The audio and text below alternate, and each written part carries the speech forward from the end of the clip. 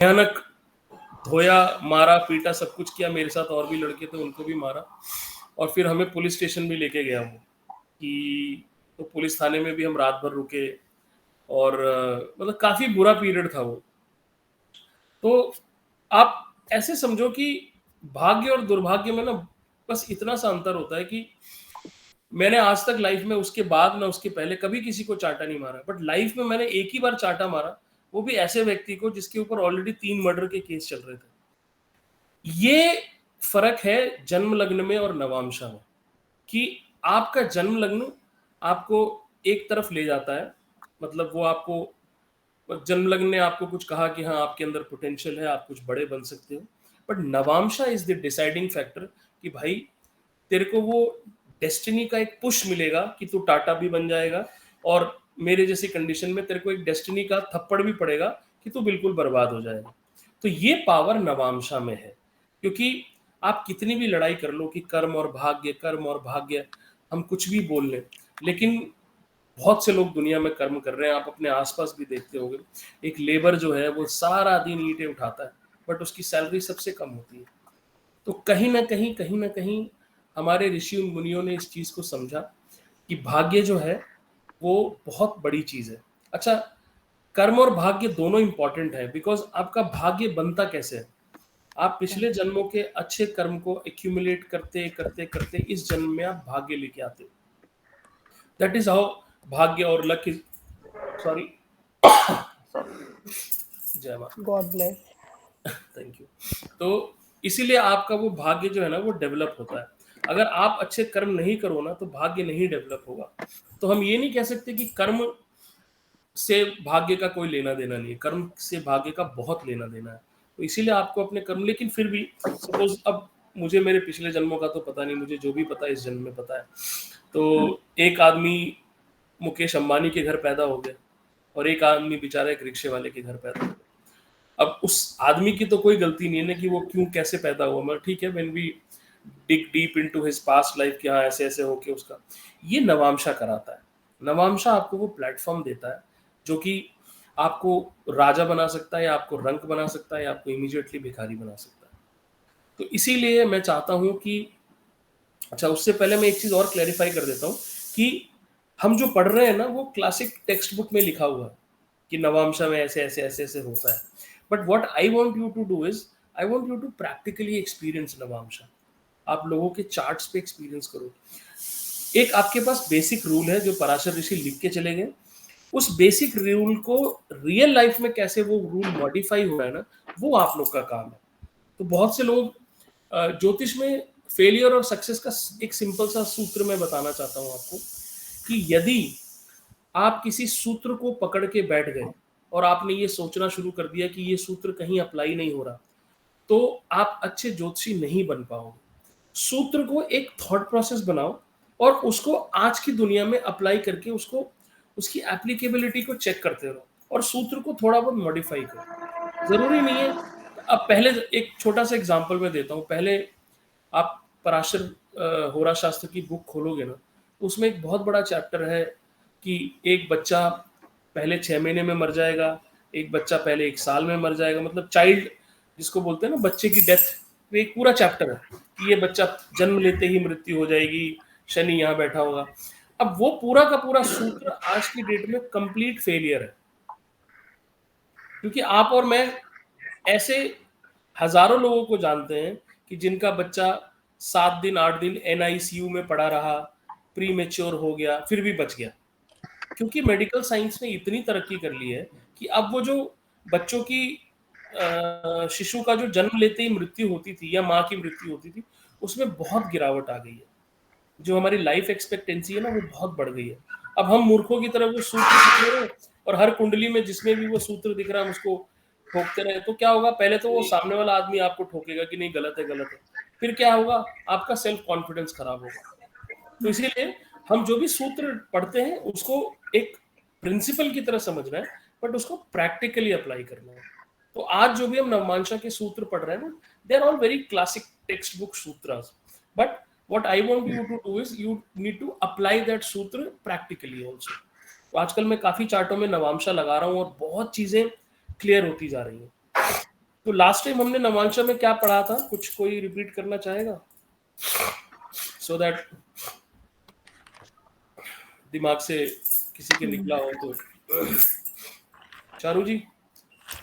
हाँ, मैं भी रिवाइज नहीं कर पाई, मैं सच बताऊं तो, ओके, लेकिन खुशबू जी।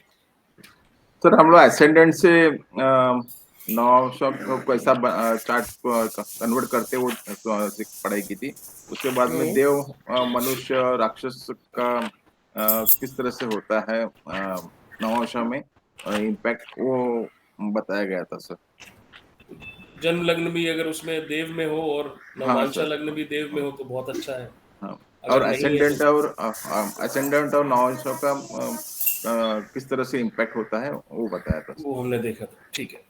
Very good. और आज हम आपने प्राइमरली एमएफडी का भी बताया था शायद, एमएफडी करके उसका भी एमएफडी 195 195 की कैलकुलेशन कैसे करते हैं, Yes.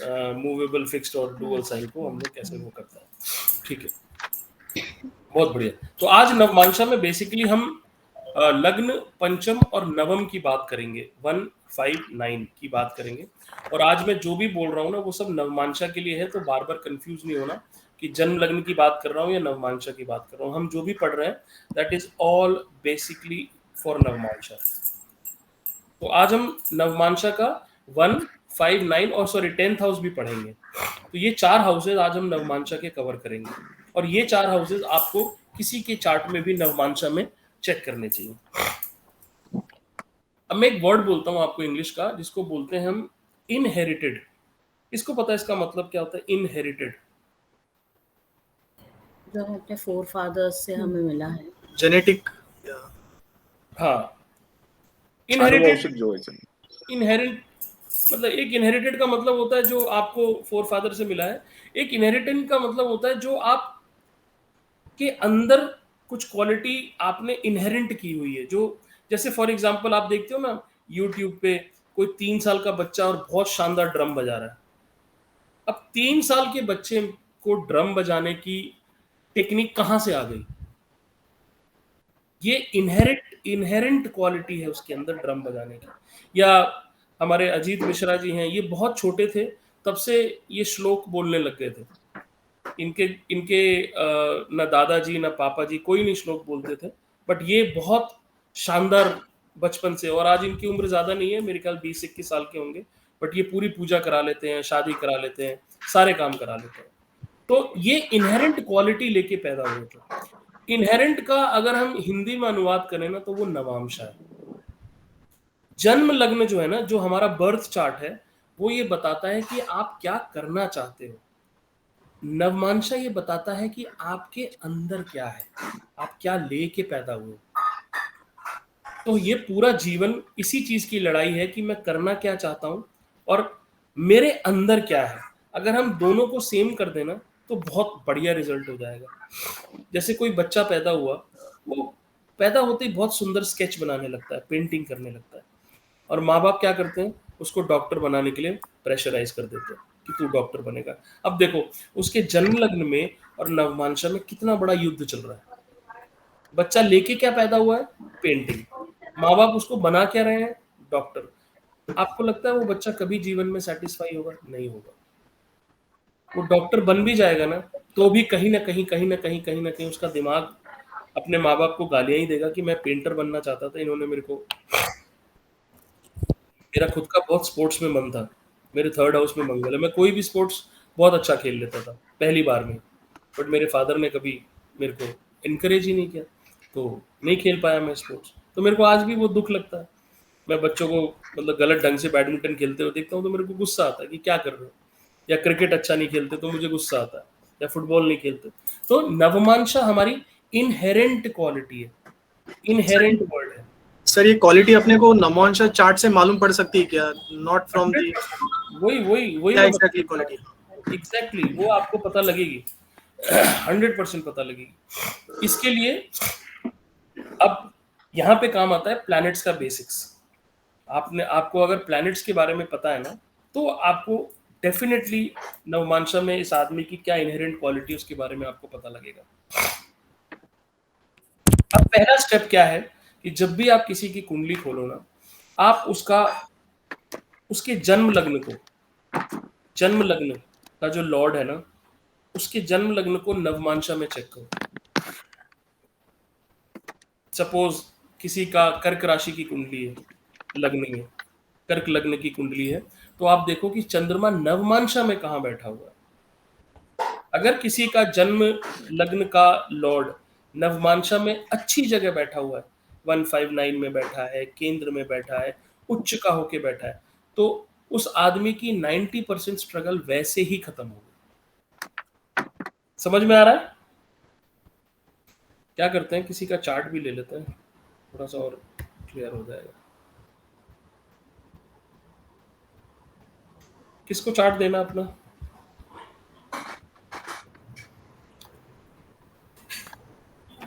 ले लो सर, मेरा ले लो, किसी का भी ले हमारा लो। किसी को चार्ट नहीं देना। Very good.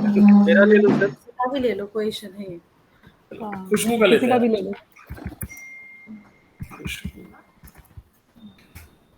खुशबू आपका सरनेम क्या है? जैन। हाँ, खुशबू का। नमीश जैन कौन है खुशबू? कोई आपका नोन है? मेरे पास इनका चार्ट सेव है।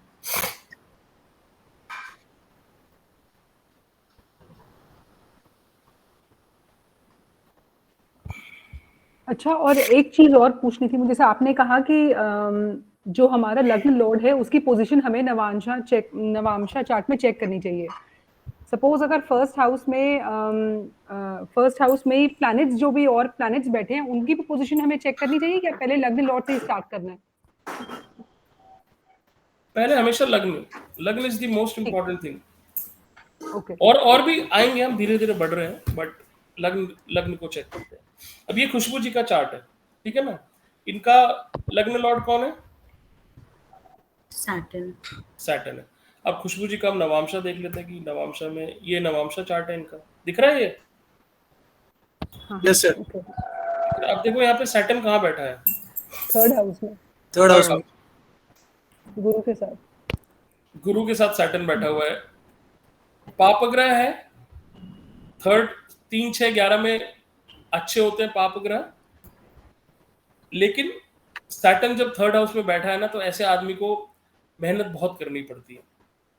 वो सैटर्न क्या है ना, अपना कारक तत्व नहीं छोड़ेगा। पर जुपिटर के साथ बैठा है तो कभी कभी भाग्य का पुश भी आएगा। मतलब एक समझने के लिए देखो, और शुक्र की राशि में बैठा है, शत्रु राशि में नहीं है, मित्र राशि में। सैटर्न और शुक्र अच्छे दोस्त, ठीक है ना? तो ओवरऑल मतलब आज बहुत अच्छा है। ऐसा कोई खराब नहीं है कि बचपन से खुशबू जी को स्ट्रगल करनी पड़ रही है और ऐसा। खुशबू जी क्या है, मतलब हाउ वाज योर चाइल्डहुड? एकदम लग्जरी जैसे ही नॉर्मल रहे, स्ट्रगल अभी तक तो किया नहीं है कुछ।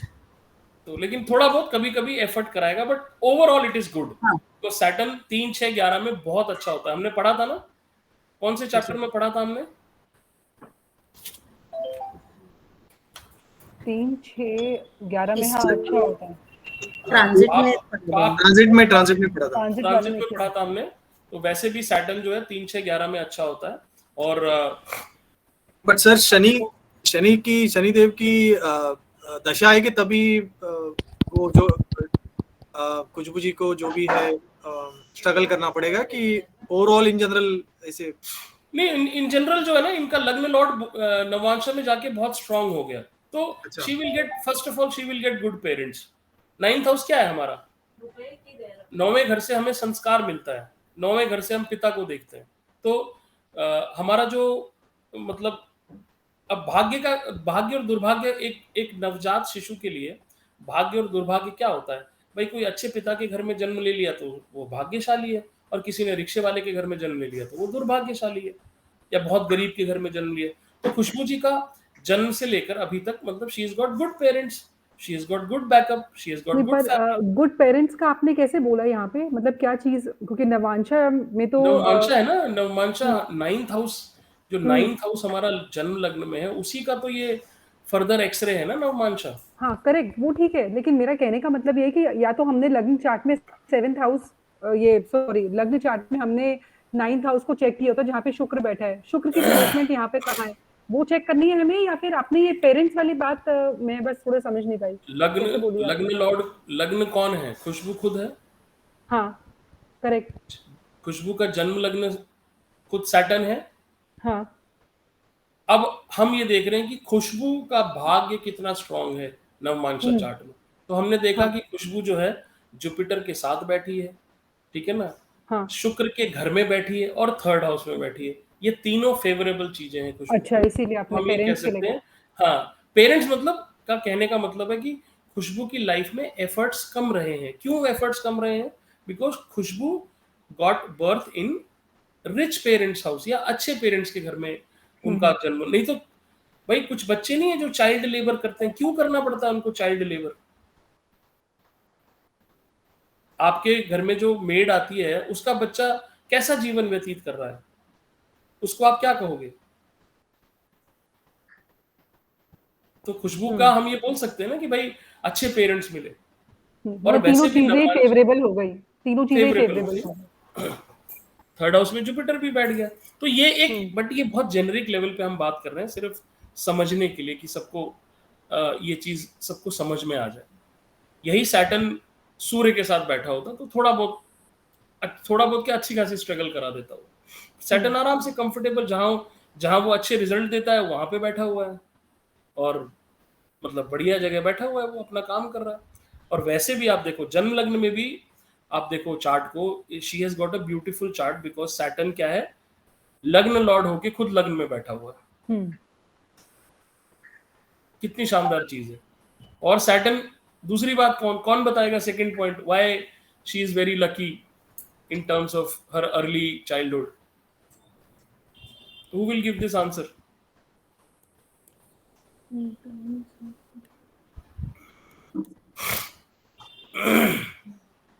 सैटर्न की मूल त्रिकोण राशि क्या होती है? हाँ, कुंभ लग्न, कुंभ राशि मतलब कुंभ राशि। तो सैटर्न कुंभ राशि में ही बैठा हुआ है, मतलब सैटर्न इज अच्छा, okay. Ultra powerful. Hmm. Lagna lord लग्न में बैठ गया अपनी मूल त्रिकोण राशि में। मैं ये कुंडली देख के बोल रहा हूँ, खुशबू टेंशन लेने की जरूरत ही नहीं। बैड फेज आएगा ऐसे निकल जाएगा चुटकी में, आगे मुझे जाने की जरूरत ही नहीं। इंटरनली ये लड़की इतनी स्ट्रांग है कि ये किसी भी प्रॉब्लम से आराम से निकल जाएगी। और कहीं जाओ ही मत, देखो ही मत कुछ भी। लग्न देखो कितना स्ट्रांग हो गया। करेक्ट। सपोज अगर ऐसा होता है यहाँ पे, सपोज अगर जैसे आपने भी एक बहुत अच्छी चीज बताई कि जैसे सैटर्न के साथ गुरु बैठा है, सपोज अगर यही सैटर्न के साथ शनि के साथ अगर सूर्य बैठा होता तो फिर लाइफ में कॉन्फ्लिक्ट होता, या दो तो प्लैनेट्स जो ऑपोजिट हैं वो लाइफ में कॉन्फ्लिक्ट दे देंगे फिर, राइट? बिल्कुल। हाँ, और मतलब सैटर्न के साथ जुपिटर भी कोई बहुत दोस्ती नहीं है दोनों में, लेकिन ठीक है जुपिटर एक अच्छा प्लैनेट है, थर्ड हाउस में बैठा है। तो बेसिकली जहां सैटर्न बैठा है और जहां जुपिटर बैठा है दोनों उसके थर्ड हाउस को वो कर रहे हैं। तो एफर्ट्स को, खराब प्लैनेट क्या करता है, malefic planet in third house क्या करता है, आपके एफर्ट्स को कम करता है, आपको कुछ ना कुछ जुगाड़ मिल जाता है। यहाँ पे अपन वो मरण कारक वाले कॉन्सेप्ट नहीं लगाएंगे actually, नवांशा। लगाएंगे ना, जुपिटर वैसे भी मरण कारक, इसीलिए मरण शनि कारक, को वही मैं परेशान बोल नहीं कर रहा ना। ओ, जुपिटर इसलिए भी परेशान नहीं कर रहा क्योंकि वो थर्ड हाउस में आके मरण कारक हो गया, तो कोई ऐसी टेंशन नहीं ले रहा वो।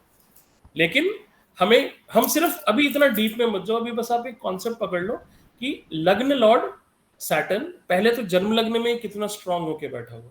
तो ओवरऑल खुशबू की लाइफ में कोई ऐसी टेंशन नहीं है। What she want to do, she will do because she has got a strong character. She has got a strong personality, will, हाँ। capacity अच्छी है उनके अंदर। अब प्रॉब्लम क्या है कि कभी कभी खुशबू का मन नहीं करेगा, क्योंकि सैटर्न है ना, सैटर्न क्या करेगा, अपना रंग तो देगा ना। तो सैटर्न क्या करेगा, दिमाग में खिचड़ी पकाएगा। सैटर्न एक लेजी एटीट्यूड रखेगा। सैटर्न कभी कभी प्रोकेस्टिनेट करेगा। प्रोकेस्टिनेट मतलब आज का काम कल, कल का काम परसों, परसों का काम नरसों, अभी इतनी जल्दी क्या है भैया, जीना है बरसों। तो ऐसे थॉट्स सैटर्न जो है देता रहेगा। लेकिन ये अपने कारक तत्व सैटर्न नहीं छोड़ेगा। तो बहुत इमीडिएटली खुशबू को कोई काम बोल दो शायद वो थोड़ा सा करने में उसको स्ट्रगल होता हो, लेड बैक एटीट्यूड कर देगा कुछ कुछ काम। लेकिन ओवरऑल लग्न Lord is very strong. But sir वो काम करेगी ना, मतलब लेट करेगी लेकिन करेगी। बिल्कुल, Saturn is like she is hard working but she will do hard work where she would like to do the hard work.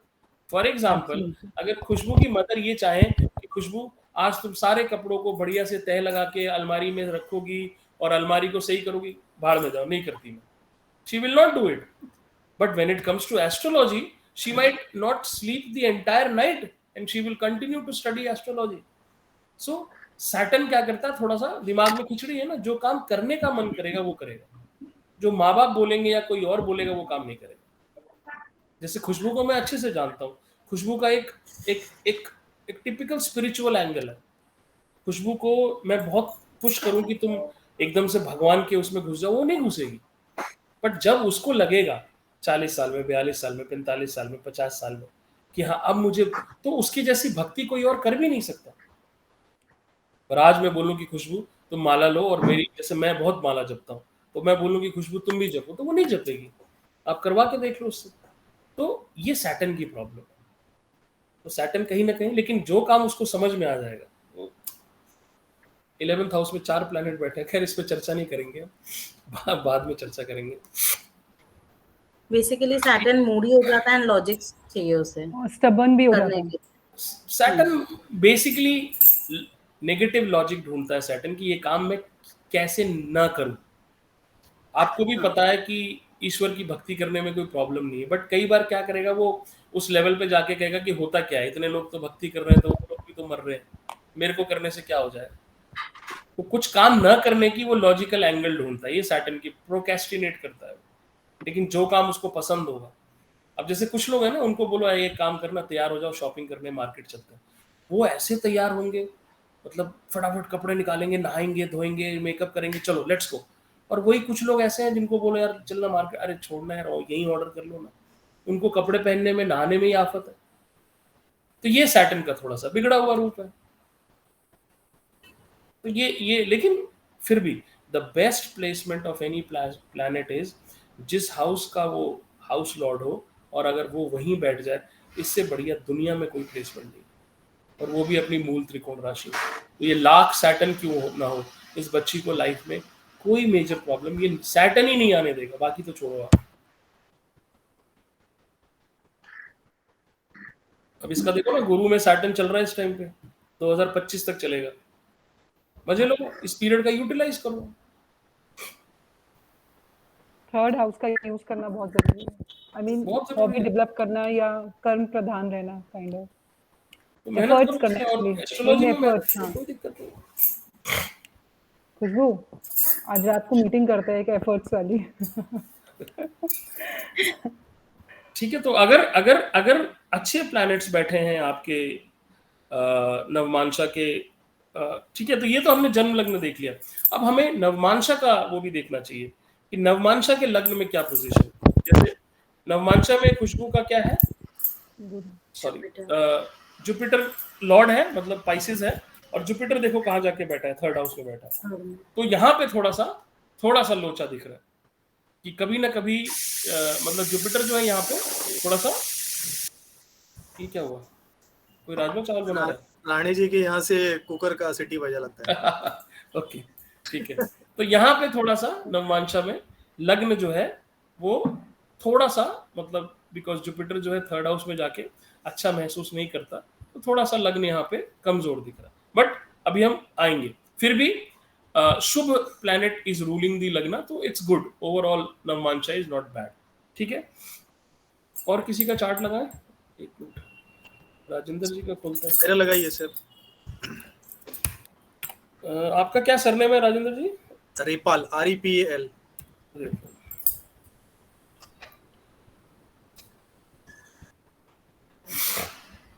ठीक है, ये राजेंद्र जी का आ गया। Yes sir.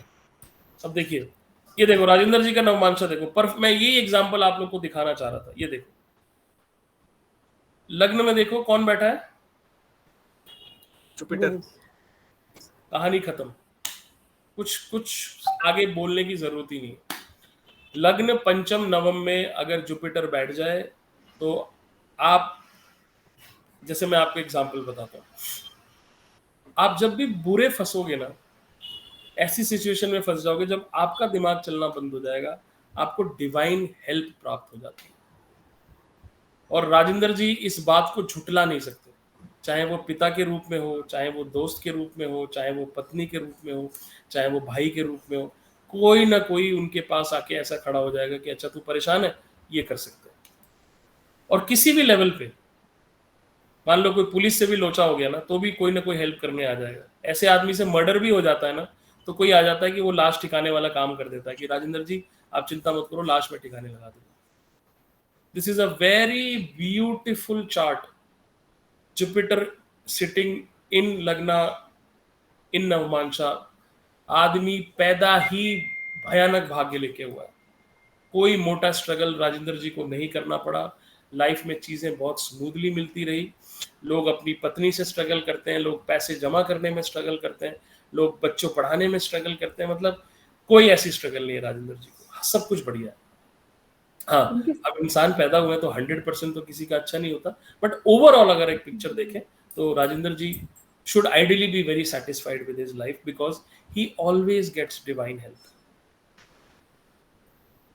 ऐसे लोगों के चेहरे पे एक सौम्यता का भाव रहता है, एक कंटेंटमेंट का भाव रहता है। जुपिटर लग्न में आ गया ना, बहुत मतलब बहुत प्राप्त करने की इच्छा रहती है, बट फिर भी वो लोग कंटेंट भी बहुत फील करते हैं कि ठीक है यार अभी बहुत फिर तो इनका वजन भी बढ़ना चाहिए।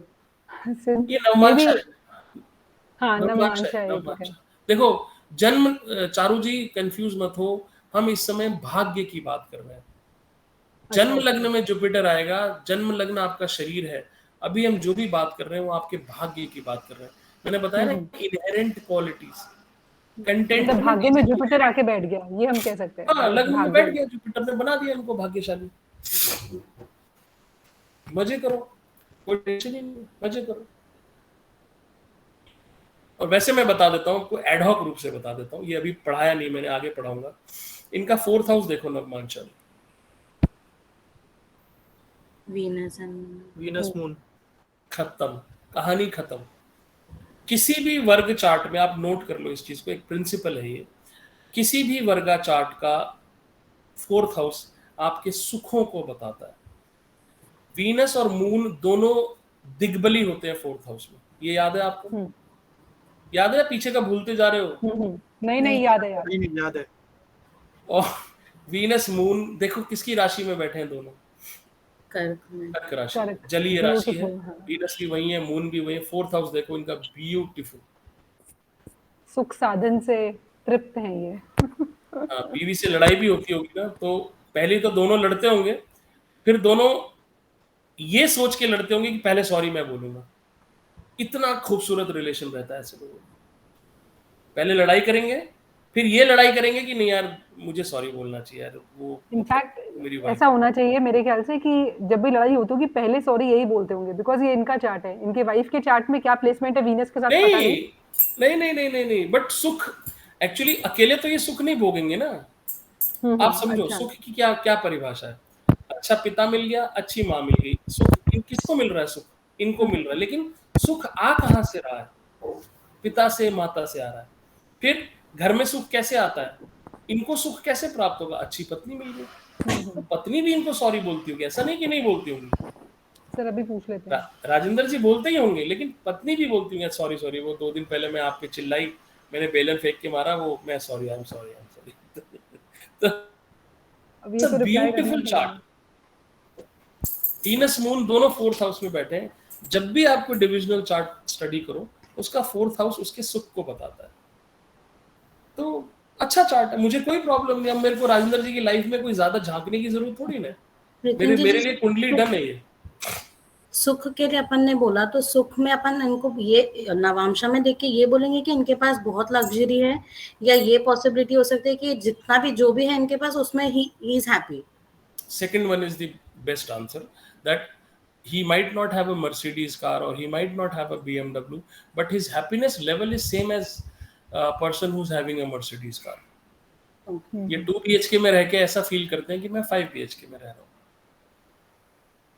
इनकी वाइफ कोई भी हो, कितनी भी सुंदर हो, बट ये उसको ऐश्वर्या राय समझते हैं। That is contentment. इनका बेटा जैसा भी हो, बट ये अपने बेटे को सचिन तेंदुलकर समझते हैं। दैट इज व्हाट कंटेंटमेंट, या आइंस्टाइन समझते हैं कि ठीक है मेरा बेटा जैसा भी है, मेरा बेटा बेस्ट है। दिस इज व्हाट सुख इज। सुख हमें, आप समझो, सुख कभी भी मटेरियल चीजों से नहीं आता। सुख आपके हृदय में होता है, मस्तिष्क में होता है। मैंने दाल रोटी खाई, मेरे को ऐसा लगता है कि मैंने आज वो मटन बढ़िया वाला, वो क्या होता है वो रोगन जोश खाया, या मैंने बहुत अच्छी पनीर की सब्जी खाई। आपने कभी संतों को खाना खाते हुए देखा ना? संत ऐसे खाना खाते हैं कि मतलब आपको लगेगा ही नहीं कि ये सूखी रोटी खा रहा है। तृप्त वो हर इंसान हर जैसे। निवाले में भगवान का धन्यवाद देते हैं। जैन मुनि हाथ पे रख के खाना खाते हैं, आपने देखा उनको, वो एक एक ऐसे ऐसे, मतलब the kind of happiness you get in dal roti वो डिफरेंट लेवल की है। तो वो कंटेंटमेंट लाइफ में, कितनी स्मूथ लाइफ। राजेंद्र जी आप ये बताना, मतलब सबको बताना कि आपने कोई इच्छा करी होगी तो उस इच्छा को प्राप्त करने में आपको बहुत स्ट्रगल नहीं करनी पड़ती होगी। नहीं सर, चाहे और डिवाइन हेल्प आपने वो सही बोला, दैट इज एग्जैक्टली राइट। मैंने कुछ नहीं बोला है, पराशर ऋषि बोल के चले गए 10,000 साल पहले, हम तो बस उसको वो करें। और आपका चार्ट देखो ना, मैं मुझे पता नहीं क्यों ऐसा लग रहा था कि आपके चार्ट में ऐसा मिलेगा। तो अब नवमांशा में सेकंड हाउस में 4 प्लैनेट बैठे हुए हैं, बढ़िया है। धन जो संचित धन है वो भी बहुत बढ़िया है। By the time he will get old and before dying he will have good amount of wealth to boast कि हाँ मेरे अकाउंट में 6 करोड़ रुपए पड़े हुए, बेटा ले लेना, टेंशन मत ले। कुछ नहीं करना पड़ेगा, इनके पास पैसा जमा होगा। ये प्रॉपर्टी, मतलब सेकंड हाउस में सिर्फ पैसा नहीं होता, प्रॉपर्टी भी आती है, ज्वेलरी भी आती है, सब कुछ आता है। तो फैमिली। जैसे सेकंड को अपन मारक स्थान भी मानते हैं ना, सेकंड एंड 7। नवमांशा में ये रूल नहीं अप्लाई होता। मारक कौन मरेगा? शरीर मरेगा। शरीर कहाँ पे है? जन्म लग्न में है। ओके। बार बार नवमांशा को जन्म लग्न से मत वो करो, नवमांशा सिर्फ आपके भाग्य की बात करता है। अच्छा, इनके 10th हाउस में ये सैटर्न लिखा है ना, ऐसे आर लिखा है, तो इज इट सैटर्न? रेट्रोग्रेड है, रेट्रोग्रेड है। अच्छा, आर मतलब रेट्रोगेट। सैटर्न अच्छा, is okay retrograde. Okay okay. अरे वो तो जन्म का ही सैटर्न रेट्रोग्रेड है ना, इनका मरकरी भी रेट्रोग्रेड है, मार्स फिर रेट्रोग्रेड है। तो वो मार्स तो जहाँ वो प्लैनेट तो वही बैठेगा ना जो इनके जन्म में होगा। अच्छा अच्छा, हाँ नहीं नहीं, मुझे आर का मतलब समझ में नहीं आता, रेट्रोगेट हो गया इसका मतलब, ठीक। ये बहुत ये चार्ट याद रखना, हम इस पे आएंगे अभी जब हम 10th हाउस पढ़ेंगे ना, तो भी बड़ा इंटरेस्टिंग चार्ट है ये। राजेंद्र जी आपने मुझे, मैं यही सोच रहा था किसका चार्ट उठाऊं कि अच्छा एग्जाम्पल मिले, बट अच्छा एग्जाम्पल मिल गया ये। तो ठीक है, क्लियर है। लग्न में अच्छा प्लैनेट बैठ गया तो लाइफ बढ़िया चल रही है। यही लग्न में खराब प्लैनेट नवमांशा में बैठ जाता है तो लाइफ थोड़ी सी डिस्टर्ब रहती है। ट्रेन की टिकट भी, मतलब एक छोटी सी यात्रा करने में भी आदमी स्टेशन पहुंच जाता है, टिकट घर पे रह जाती है, वहां पे स्ट्रगल हो जाती है। मेरे फादर एक बार मम्मी को सब्जी मंडी लेके गए और मम्मी सब्जी मंडी में रह गई, पिताजी घर आ गए, मतलब छोटे से काम में स्ट्रगल हो गई। तो इस तरह की चीज़ें, हाँ पिताजी क्लास में हो बोल देंगे तो अरे अभी अपने नाम ही लिया था, देखो। आज आप जो चाह रहे हो वैसे हो रहा है सर। हाँ प्लीज कुछ अच्छा मांग लो, मैं भी फोन करने वाली हूँ, ठीक है, क्लास के बाद। ठीक है जी। अब हमको क्या चेक करना है? हमने जन्म, अगला फर्स्ट स्टेप क्या था? हमने लग्न लॉर्ड चेक कर लिया, जन्म का लग्न लॉर्ड वहां कहाँ बैठा है। अब हमें सेकंड स्टेप क्या है कि हमें 9th लॉर्ड भी चेक करना है कि नवमांशा में कहाँ बैठा है, क्योंकि 9th लॉर्ड एक्चुअली में भाग्य। तो राजेंद्र जी का देखो 9th लॉर्ड क्या है? Mercury, Lord Mars. मेष है। सॉरी, हाँ, मेष मंगल। अब देखो जन्म कितना कुछ बोलता है जन्म। अब हम राजेंद्र जी का चार्ट देख रहे हैं। 9th लॉर्ड मंगल है और मंगल खुद कहाँ बैठा है? जन्म लग्न की बात कर रहा हूँ मैं अभी फिलहाल। कहाँ बैठा है? खुद की राशि में मेष। हो गया। और खुद की मूल त्रिकोण राशि में बैठा हुआ, और कहाँ? 9th हाउस में। तो सिर्फ एक चीज मैं राजेंद्र जी को बोलना चाहता हूं, आप लोग ये पॉइंट नोट कर लो। कभी भी मंगल 9th हाउस में दिखे, जन्म लग्न में हो या नवमांशा में, ऐसे आदमी को अगर अपना जीवन नाश करना है तो उसको कोर्ट केस करना चाहिए। नहीं तो अगर आप वकील नहीं हो तो 9th हाउस में मंगल है, आपको कभी भी कोर्ट केस में नहीं पड़ना चाहिए। तो राजेंद्र जी को सब कुछ अगर बर्बाद करना होगा तो सिर्फ एक कोर्ट केस वो के चक्कर में वो पड़ जाएंगे, सब खत्म हो जाएगा। ये भी बहुत क्लासिक एग्जाम्पल है, आज मिल गया मेरे को। मार्स इन 9th हाउस, इन जन्म लग्न और इन नवांशा, such people should stay 1000 kilometre away from any kind of court case. Rajendra ji को कभी कोर्ट का मुंह नहीं देखना चाहिए। 5 लाख का नुकसान भी हो रहा हो ना, राजेंद्र जी हाथ जोड़ के भैया तू ले जा, मैं तेरे साथ कोर्ट में लड़ाई नहीं करूंगा। जहां राजेंद्र जी कोर्ट में गए कि राजेंद्र जी का पूरा जीवन पलट जाएगा, उल्टा हो जाएगा। 9th हाउस मंगल, ऐसे आदमी को कभी कोर्ट केस नहीं लड़ना चाहिए। क्या So लॉजिक है reason- इसके पीछे, कौन हाँ, वही बताएगा? logic। बताओ, आप बताओ, सब कुछ मैं ही बताऊं? कुछ आप लोग भी सोचा अभी करो। जो घर में रहता हूँ ना सर, उसका कोर्ट केस चालू है एक्चुअली, मेरे और वाइफ के हाँ, नाम पे। तो वो कोर्ट केस एक वो पब्लिक कोर्ट केस है ना, वो दैट इज नॉट, सॉरी मक्खी की हत्या कर दूं मैं, बहुत देर से परेशान नहीं कर रही नहीं, हूँ। मत करो। नहीं करी, अंदर से मैं जैन हूँ। तो हाँ, तो कैसा कोर्ट केस आपके द्वारा है या वो पब्लिकली, मतलब कुछ कोर्ट नहीं, केस एक्चुअली है? पूरे बिल्डिंग वो रेगुलराइज नहीं है ना, तो सब लोगों ने कोर्ट केस डाला है कंज्यूमर हाँ, कोर्ट तो में। वो that is a separate issue. हर एक ने सेपरेट डाल दिया बेसिकली। हाँ, आपको कभी भी खुद से कोर्ट में नहीं जाना। रीजन कौन बताएगा? Why Mars 9th house you should not go in court? Mangal नाश करने वाला प्लैनेट है, तो भाग्य को खराब कर देगा अगर सर मंगल एस्पेक्ट 12th हाउस पे। वेरी गुड सुभाष जी, क्या करेगा? हाँ, खर्चा नुकसान कराएगा। नुकसान कर खर्चा देगा। करेगा। Okay okay. खर्चा, okay, very good Subhash ji. Yes. इसको बोलते हैं प्रेजेंस ऑफ माइंड, जो आप लोग बिल्कुल कबूतर बन जाते हो वहां पे, अपनी आंख बंद कर लेते हो। आंख नहीं बंद करना, देखो कि वो प्लेनेट कहाँ देख रहा है। ठीक है, फर्स्ट पॉइंट मिल गया हमें। और मंगल की क्या प्रॉब्लम है? मंगल कैसा प्लैनेट है? एक्शन ओरिएंटेड है और मंगल क्या करता है ना, जीतने के लिए कुछ भी करेगा। मंगल को ये नहीं समझ में आएगा कि when to stop fighting, because उसके दिमाग में क्या है? जीत है। मंगल क्या है? सेनापति है। वो अपनी जान दे देगा किसके लिए? जीतने के लिए। तो वो मंगल को कॉम्प्रोमाइज नहीं समझ में आता। तो उसका 10 लाख खर्च हो गया, वो 10 लाख और लगाएगा, और लगाएगा, और लगाएगा। और बैठा कहाँ है? भाग्य में। तो जब भाग्य में मंगल बैठ जाता है तो आप कोर्ट केस में चले जाते हो, आप अपने भाग्य को दुर्भाग्य में बदल देते हो। क्यों? क्योंकि आपको जीतना है बस, एट एनी कॉस्ट। लेकिन अगर आप वकील हो तो this is a beautiful combination. आप टॉप के वकील बनोगे, आप शानदार वकील बनोगे, बिकॉज आपका भाग्य ही कोर्ट में खिलेगा।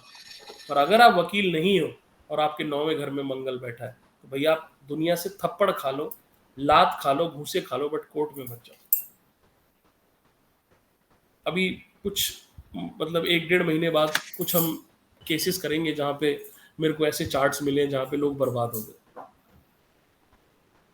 हवेली इलाहाबाद के अंदर, बहुत बड़ी हवेली, कुछ नहीं, छोटा सा कोर्ट केस था, किसी ने गलत पार्किंग कर दी उनके घर के सामने, उसमें दीवार में खरोंच लगी, उसने जाके पुलिस में एफआईआर की, वहां से कोर्ट बनता बनता केस वो हवेली तक बिक गई। आज की डेट में वो लोग मतलब एक रूम के कमरे के रेंटेड अपार्टमेंट में रह रहे हैं और एक टाइम में हवेली थी, सिर्फ उस कोर्ट केस की वजह से। 9th हाउस मंगल, बिल्कुल क्लियर चार्ट है मेरे पास। 9th हाउस मंगल इतना खतरनाक।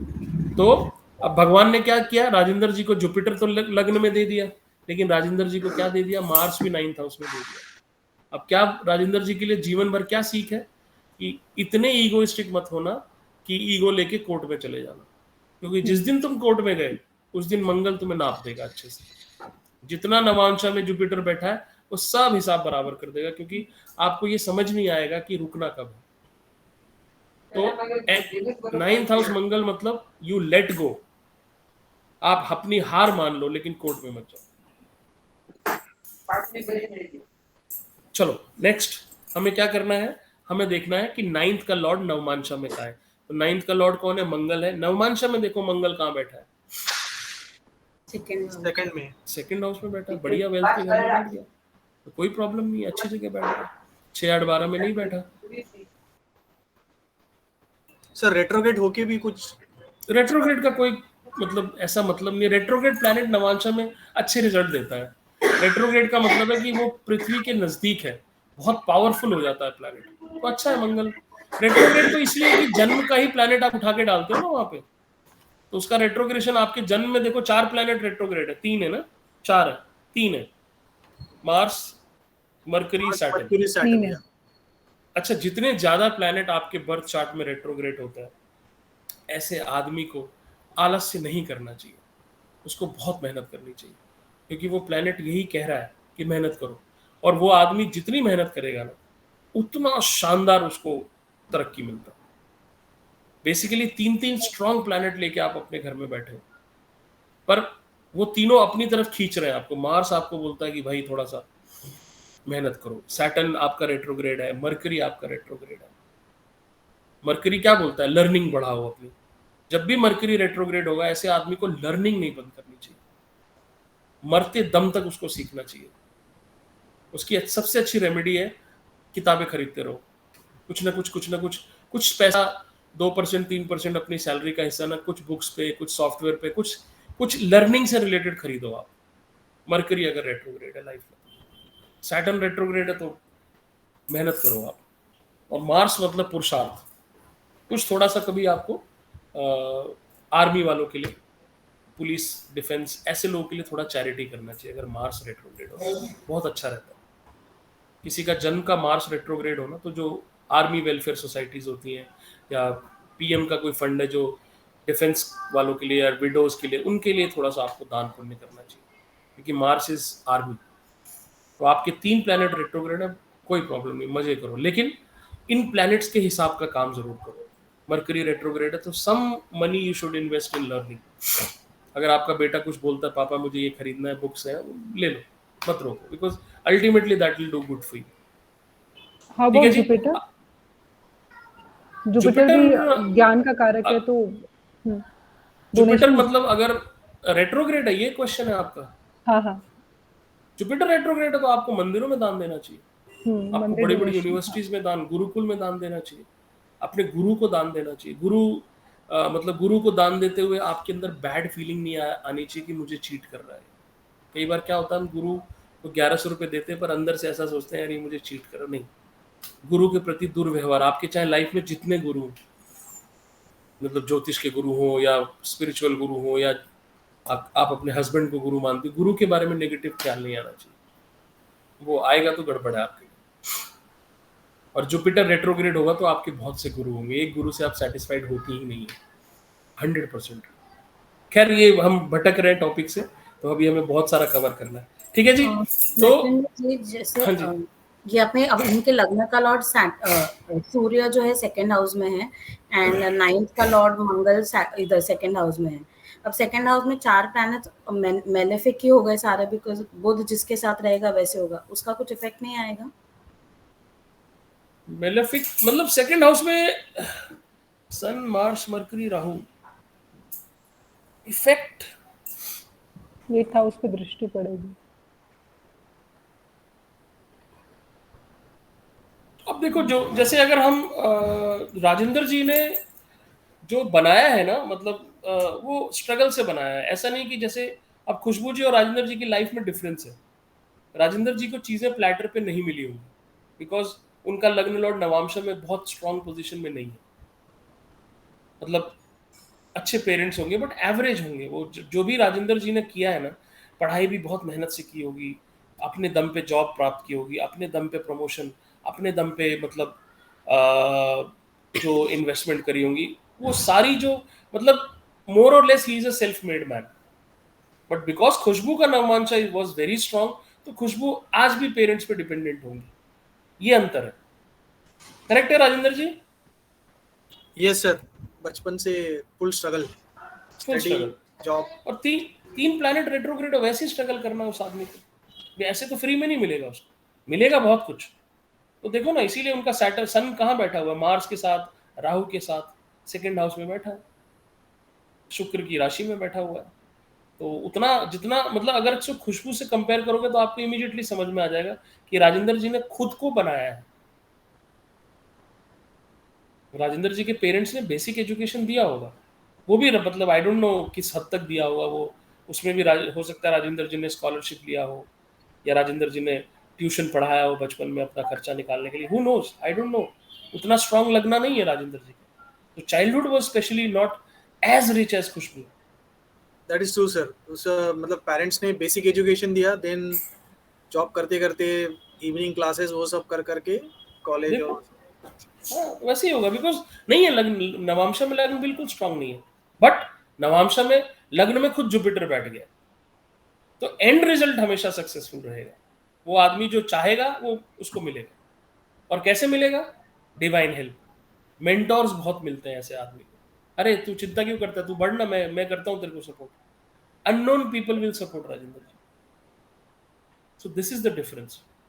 अच्छा, एक जैसे हमारा यहाँ पे जो लग्न लॉर्ड है सूर्य है, सूर्य सेकंड हाउस में, ये बात और है कि ये मरकरी के साथ है और मार्स के साथ है, राहु के साथ है, पर ये पोजीशन में बहुत ज्यादा खराब तो नहीं है, बिकॉज सेकंड हाउस को इतना नहीं, खराब नहीं है। अच्छा है, आदमी को बहुत बचपन से पैसे कमाने की धुन दे देगा वो, शुरू से, मतलब छोटे उम्र से भी आदमी को ये समझ में आने लगेगा कि पैसा ही सब कुछ है।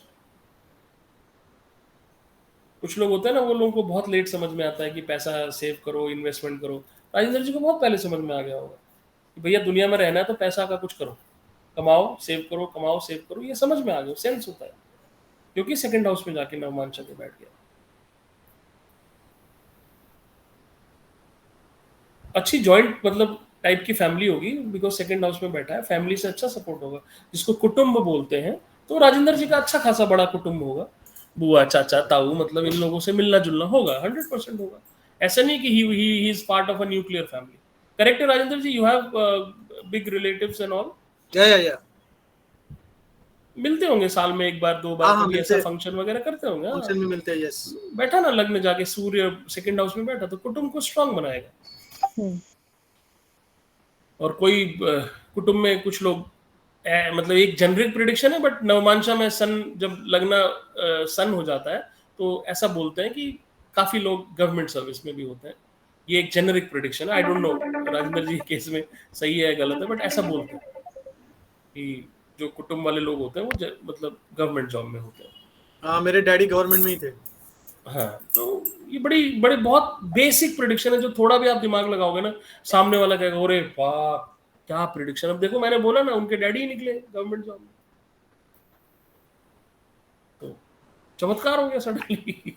तो थोड़ा सा सन है, पिता का कारक है, सेकंड हाउस में बैठ गया, एक सन गवर्नमेंट का भी कारक होता है। थोड़ा सा जब आप अपने बेसिक्स को स्ट्रॉन्ग करोगे, ऐसी ऐसी प्रिडिक्शन ठोकोगे कि सामने वाला आदमी खड़े होकर पैर छूलेगा। 2001 100 रुपए भी देगा, पैर भी छुएगा। वेरी गुड, चले आगे बढ़े। Yes sir. तो 9th लॉर्ड अगर अच्छी प्लेसमेंट में बैठा है तो आपका लक अच्छा होगा, आपको कम स्ट्रगल करनी पड़ेगी। 9th लॉर्ड अगर खराब जगह जाके बैठ गया, जैसे राजेंद्र जी का अच्छी जगह बैठ गया, तो लक अच्छा है, कोई दिक्कत नहीं है, पैसा आ रहा है, स्पेशली पैसे में वो हेल्प कर रहा है राजेंद्र जी। इनफैक्ट अगर देखा जाए, हाँ, एक बहुत अच्छी चीज इनके चार्ट में अगर देखा जाए तो इनका 9th का लॉर्ड और इनका 1st का लॉर्ड नवांशा में दोनों साथ बैठे, तो मतलब भाग्य का वेट कर रहा था, मैं वेट कर रहा था कि आप में से कोई ये पॉइंट बोलता, और फाइनली चारू ने बोला। दिमाग लगाओ, अप्लाई योर ब्रेन। चार्ट सामने, चार्ट से बंदे की पूरी कहानी बता सकते हो आप कि राजेंद्र जी को शुरू से पैसों की समझ थी, और पैसे को एक्यूमुलेट करने में भाग्य ने साथ भी बहुत दिया, क्योंकि 9th लॉर्ड और लग्न लॉर्ड दोनों सेकंड हाउस में जाके बैठे। Second house is accumulated wealth. तो Rajendra ji by the time he retires from life, उनके 5-6 घर होंगे, कुछ एक जमीनें होंगी, कुछ एक मतलब एक्यूमुलेटेड वेल्थ अच्छा होगा। ये मैं नहीं कह रहा हूं, ये इनका नवांशा चार्ट कह रहा है। तो राजेंद्र जी कुछ भी ना करें तो सामने से कोई प्रपोजल लेके आ जाएगा कि सर वो एक ना नया अपार्टमेंट बन रहा है, उसमें 25 लाख में 2 BHK मिल रहा है, सर आप इन्वेस्ट करोगे? राजेंद्र जी हाँ भाई कर देता हूँ इन्वेस्ट, तो ऐसे हो जाएगा। ठीक है राजेंद्र जी, सही है? Yes sir. ठीक है, तो लेकिन आपको कुछ पैसा मिलिट्री में, फौज में थोड़ा सा दान करना चाहिए। जो आपके 3 रेट्रोग्रेड प्लैनेट्स हैं उनको खुश रखना चाहिए। मतलब मार्स में तो पुलिस, आर्मी, मरकरी मतलब चाइल्ड एनजीओस, चाइल्ड एनजीओ या बुक्स खरीदते रहना चाहिए। बुक्स खरीदने में कभी आपको हाँ वो तो है, वो तो मेरा कंटिन्यूअस कोर्स चालू है। आपके साथ तो चलेगा, आप 2 साल तो टेंशन नहीं है। हाँ, तो बस वो थोड़ा सा कुछ ना कुछ कहीं ना कहीं चलते रहना चाहिए। आएंगे अभी रेमेडियल पार्ट पे आएंगे कि रेमेडी किसकी करनी, बट मैं एक जेनरिक राजेंद्र जी को बता रहा हूँ। ठीक है जी, तो आपने देखा लग्न और 9th, इनकी प्लेसमेंट नवमांशा में चेक करनी है, और अगर ये अच्छे से प्लेस्ड है, आपका भाग्य सॉलिड है, ये अच्छे से प्लेस्ड नहीं है, तो फिर आपको प्रॉब्लम आती है। ठीक है जी। नेक्स्ट कॉन्सेप्ट, इसको बोलते हैं हम वर्गोत्तम। नोट कर लो आप लोग, वर्गोत्तम। वर्ग मतलब क्या होता है? डिवीजन। वर्गा है ना, ये 12 वर्ग है हमारे, और वर्गोत्तम मतलब सपोज देखते हैं राजेंद्र जी का कुछ वर्गोत्तम है। जिस राशि में प्लैनेट जन्म लग्न में बैठा हो, उसी राशि में अगर नवांशा में जाके बैठ जाए, ऐसा प्लैनेट वर्गोत्तम हो जाता है। दोबारा रिपीट कर रहा हूं, जिस राशि में प्लैनेट जन्म लग्न में बैठा हो, उसी राशि में जाके नवमांशा में बैठ जाए, ऐसा प्लैनेट वर्गोत्तम हो जाता है। जैसे राजेंद्र जी के केस में सैटर्न बैठा है 3 नंबर राशि में, यहाँ पे 3 नंबर खाली है, 2 नंबर में कुछ नहीं है, 1 नंबर में जुपिटर है, तो राजेंद्र जी के केस में कोई वर्गोत्तम प्लैनेट नहीं है। ठीक है, चारू का खोलते हैं। सर वर्गोत्तम मतलब क्या करता है वो बेसिकली? जस्ट आ रहा हूँ, बस एक आपको चार्ट दिखा दूं जिसमें कि वर्गोत्तम दिख जाए, ताकि सबको समझ में आ जाए कि वर्गोत्तम क्या होता है। ये श्री चारू राठी का हाथ है, इसके चार्ट है। ओके, श्रीमती, सॉरी, श्री चारू राठी क्या होता है?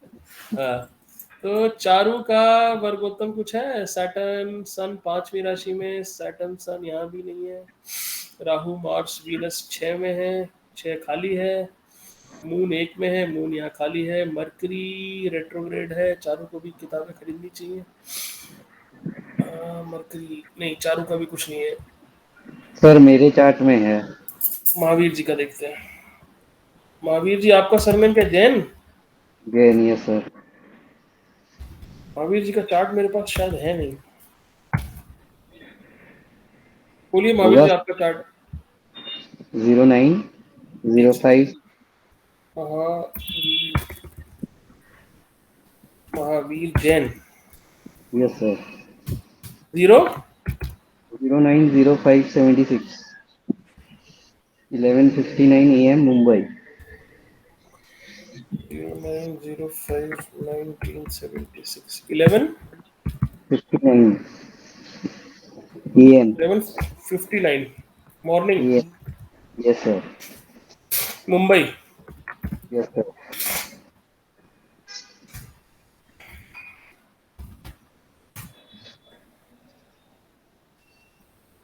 चलो जी, ये खुल गया महावीर जी का चार्ट। मार्स सैटर्न 4 नंबर राशि में है, मार्स। ओके, इनका देखो, मार्स देखो जन्म लग्न में कहाँ पे है, कौन सी राशि में है? कर्क राशि में। और नवमांशा में देखो मार्स कहाँ पे है? कर्क में आ गया। तो ऐसा प्लैनेट वर्गोत्तम कहलाता है। तो दोनों चार्ट में सेम राशि में होना चाहिए। सेम राशि में होने से वो प्लैनेट वर्गोत्तम होता है। पराशर ऋषि ने वर्गोत्तम को सुपर सुपर सुपर चमत्कारी प्लैनेट बोला है। इतना भयानक ये प्लैनेट उस आदमी की लाइफ में काम करता है कि मंगल की दशा या अंतरदशा में वो आदमी सुपर गोली हो जाता है, प्रोवाइडेड। क्लॉज क्या लगाया है पराशर ऋषि ने कि टाइम जो है वो बिल्कुल एक्यूरेट हो। नवमांशा की प्रॉब्लम क्या है, बिकॉज 30 डिग्री को तोड़ के हम 3 डिग्री 20 मिनट पे ले आते हैं, इसीलिए टाइमिंग बहुत एक्यूरेट होनी चाहिए। कई बार क्या होता है, नवमांशा में हम देखते हैं कि मंगल वर्गोत्तम है और मंगल में वो आदमी पिट रहा होता है, उसकी प्रॉब्लम होती है कि वो टाइमिंग गड़बड़ होती है। तो अगर महावीर जी का टाइमिंग बिल्कुल सही है, तो महावीर जी की लाइफ का जो पारस मणि पत्थर है ना, जो उनकी लाइफ को पूरी तरह ट्रांसफॉर्म कर देगा, वो मंगल है।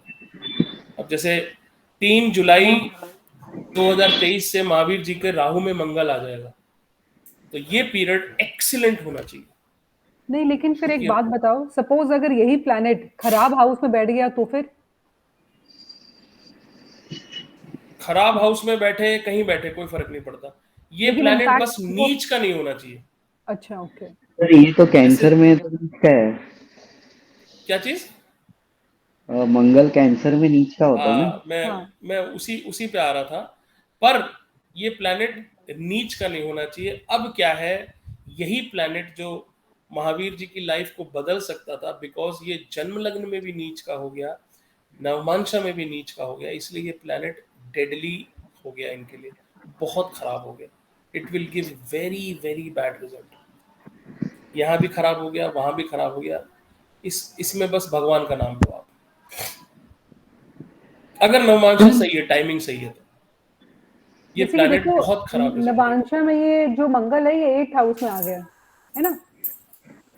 हाँ 8th हाउस देखा जाए तो हमारे, अगर हम मान के चले तो 8th हाउस में हाँ, ये भी मंगल गड़बड़ है, मतलब ओवरऑल इसकी प्लेसमेंट भी खराब है और दोनों जगह नीच का हो गया।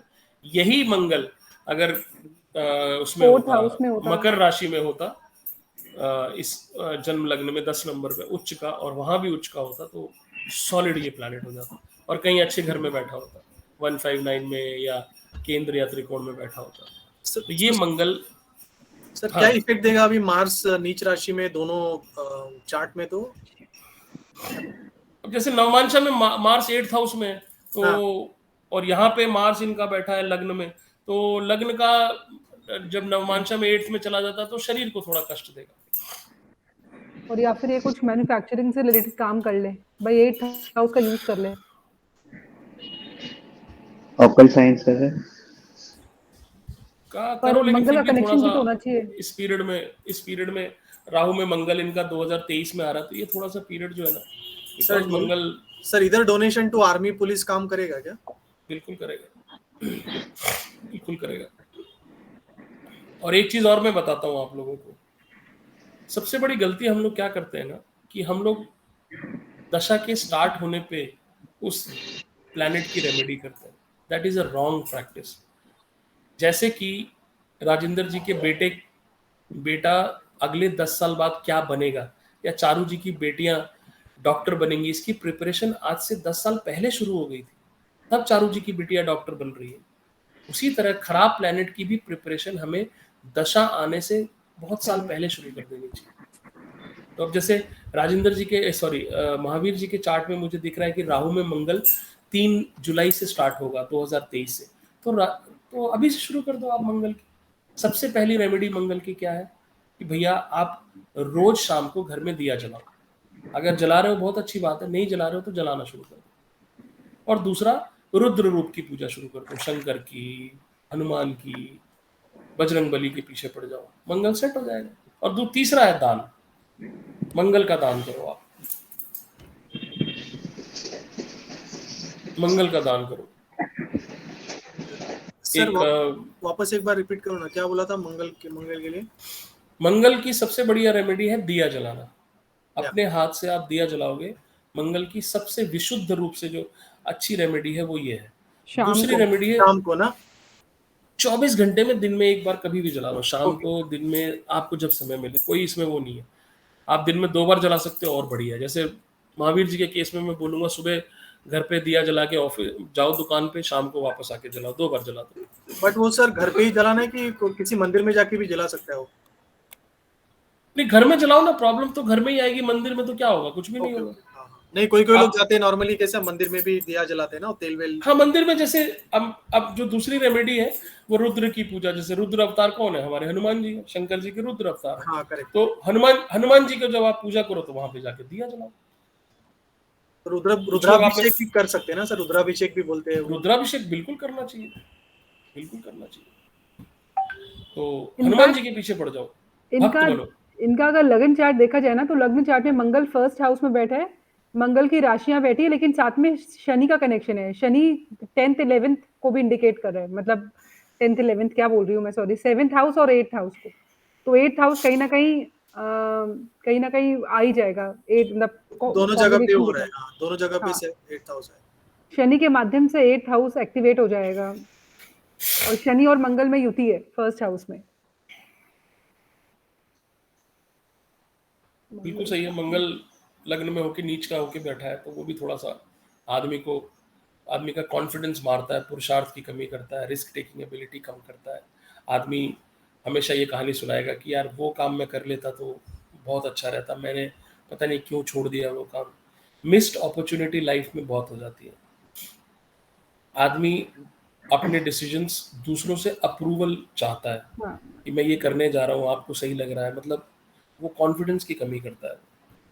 सैटर्न मंगल साथ में बैठे हैं, मतलब लग्न तो थोड़ा सा गड़बड़ हो ही गया है। सैटर्न लग्न में बैठा है, वो भी प्रोक्रेस्टिनेट कर रहा है।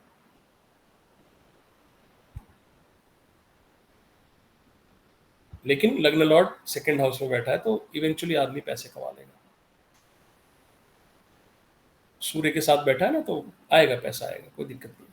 थोड़ा बहुत अपने, कम ज्यादा आता रहेगा, हाँ, अपने अपने कैरेक्टर में फ्लक्चुएशन थोड़ा होगा। इशू रहेगा। शनि और मंगल मंगल को शनि बिल्कुल पसंद नहीं है। मंगल मतलब इसीलिए मंगल शनि में जाके उच्च हो जाता है। वो शनि को रूल करना चाहता है और शनि मंगल को रूल करने नहीं देना चाहता। दोनों बड़े डिफरेंट टाइप के प्लैनेट है, तो कंफ्यूजन बहुत रहती है लग्न में। अगर शनि मंगल होना, बहुत कंफ्यूजन रहती है। कई बार अपनी स्पाउस को लेके भी कंफ्यूजन हो जाती है कि तुम मेरी साइड हो कि दूसरे की साइड हो, ऐसा सोचता है आदमी कभी कभी, क्योंकि दोनों 7th हाउस को एस्पेक्ट कर रहे हैं ना, शनि मंगल। मांगलिक कुंडली हो जाती है। सर खैर इसमें आगे बढ़ते हैं। सर लग्न का हाँ, लॉर्ड नवमांशा में 11वें घर में है, लाइक चंद्र, तो उससे वो कुछ लग्न का लॉर्ड 11वें घर में, ठीक है, कोई दिक्कत नहीं है, अच्छा है। अच्छा। हाँ ठीक है, अच्छा है। किसी खराब घर में नहीं बैठा हुआ, बढ़िया बैठा हुआ, कोई दिक्कत नहीं। सर इसमें 9th लॉर्ड 12th में है। हाँ तो 9th, हाँ 9th लॉर्ड कहाँ चला गया आपका? 12th में जुपिटर कहाँ बैठा है आपका? 10th में बैठा है। हाँ नहीं, 10th में 9th लॉर्ड हाँ, लग्न 9th लॉर्ड ही लॉर्ड तो 9th, हाँ 9th, 10th में जुपिटर बैठा है 10th में बैठा है, 10th में। नवमांशा में 10th में। नवमांश में 10th, 9th लॉर्ड 10th में बैठा है। वैसे 9th भी आपका लॉर्ड जन्म लग्न में भी 9th लॉर्ड 10th में है, और नवमांश में भी जन्म लग्न का 9th लॉर्ड भी 10th में बैठा हुआ। ठीक है, बढ़िया है। आएंगे अभी। महावीर जी टेंशन मत लो। आपकी नवमांशा में बहुत ग्रेट चीज है, वो मैं अभी आता हूँ उसके ऊपर। ऐसे टेंशन मत लो आप। ऐसे थोड़ी ना आप मजे ले रहे हो जिंदगी में, इतना मार्स और सैटर्न लग्न में लेके। कुछ तो है ना आपके नवमांशा ने जो आपको दिया हुआ है, बताऊंगा मैं। आगे बढ़ते हैं। ठीक ठीक है, आगे बढ़ते हैं। ठीक है, वर्गोत्तम क्लियर हो गया। तो वर्गोत्तम प्लैनेट आपको जीवन में मतलब कहीं से कहीं पहुंचा देगा उसकी दशा अंतर दशा में। एक्सेप्शन सिर्फ वही है जो महावीर जी के केस में है कि वर्गोत्तम प्लैनेट नीच का नहीं होना चाहिए।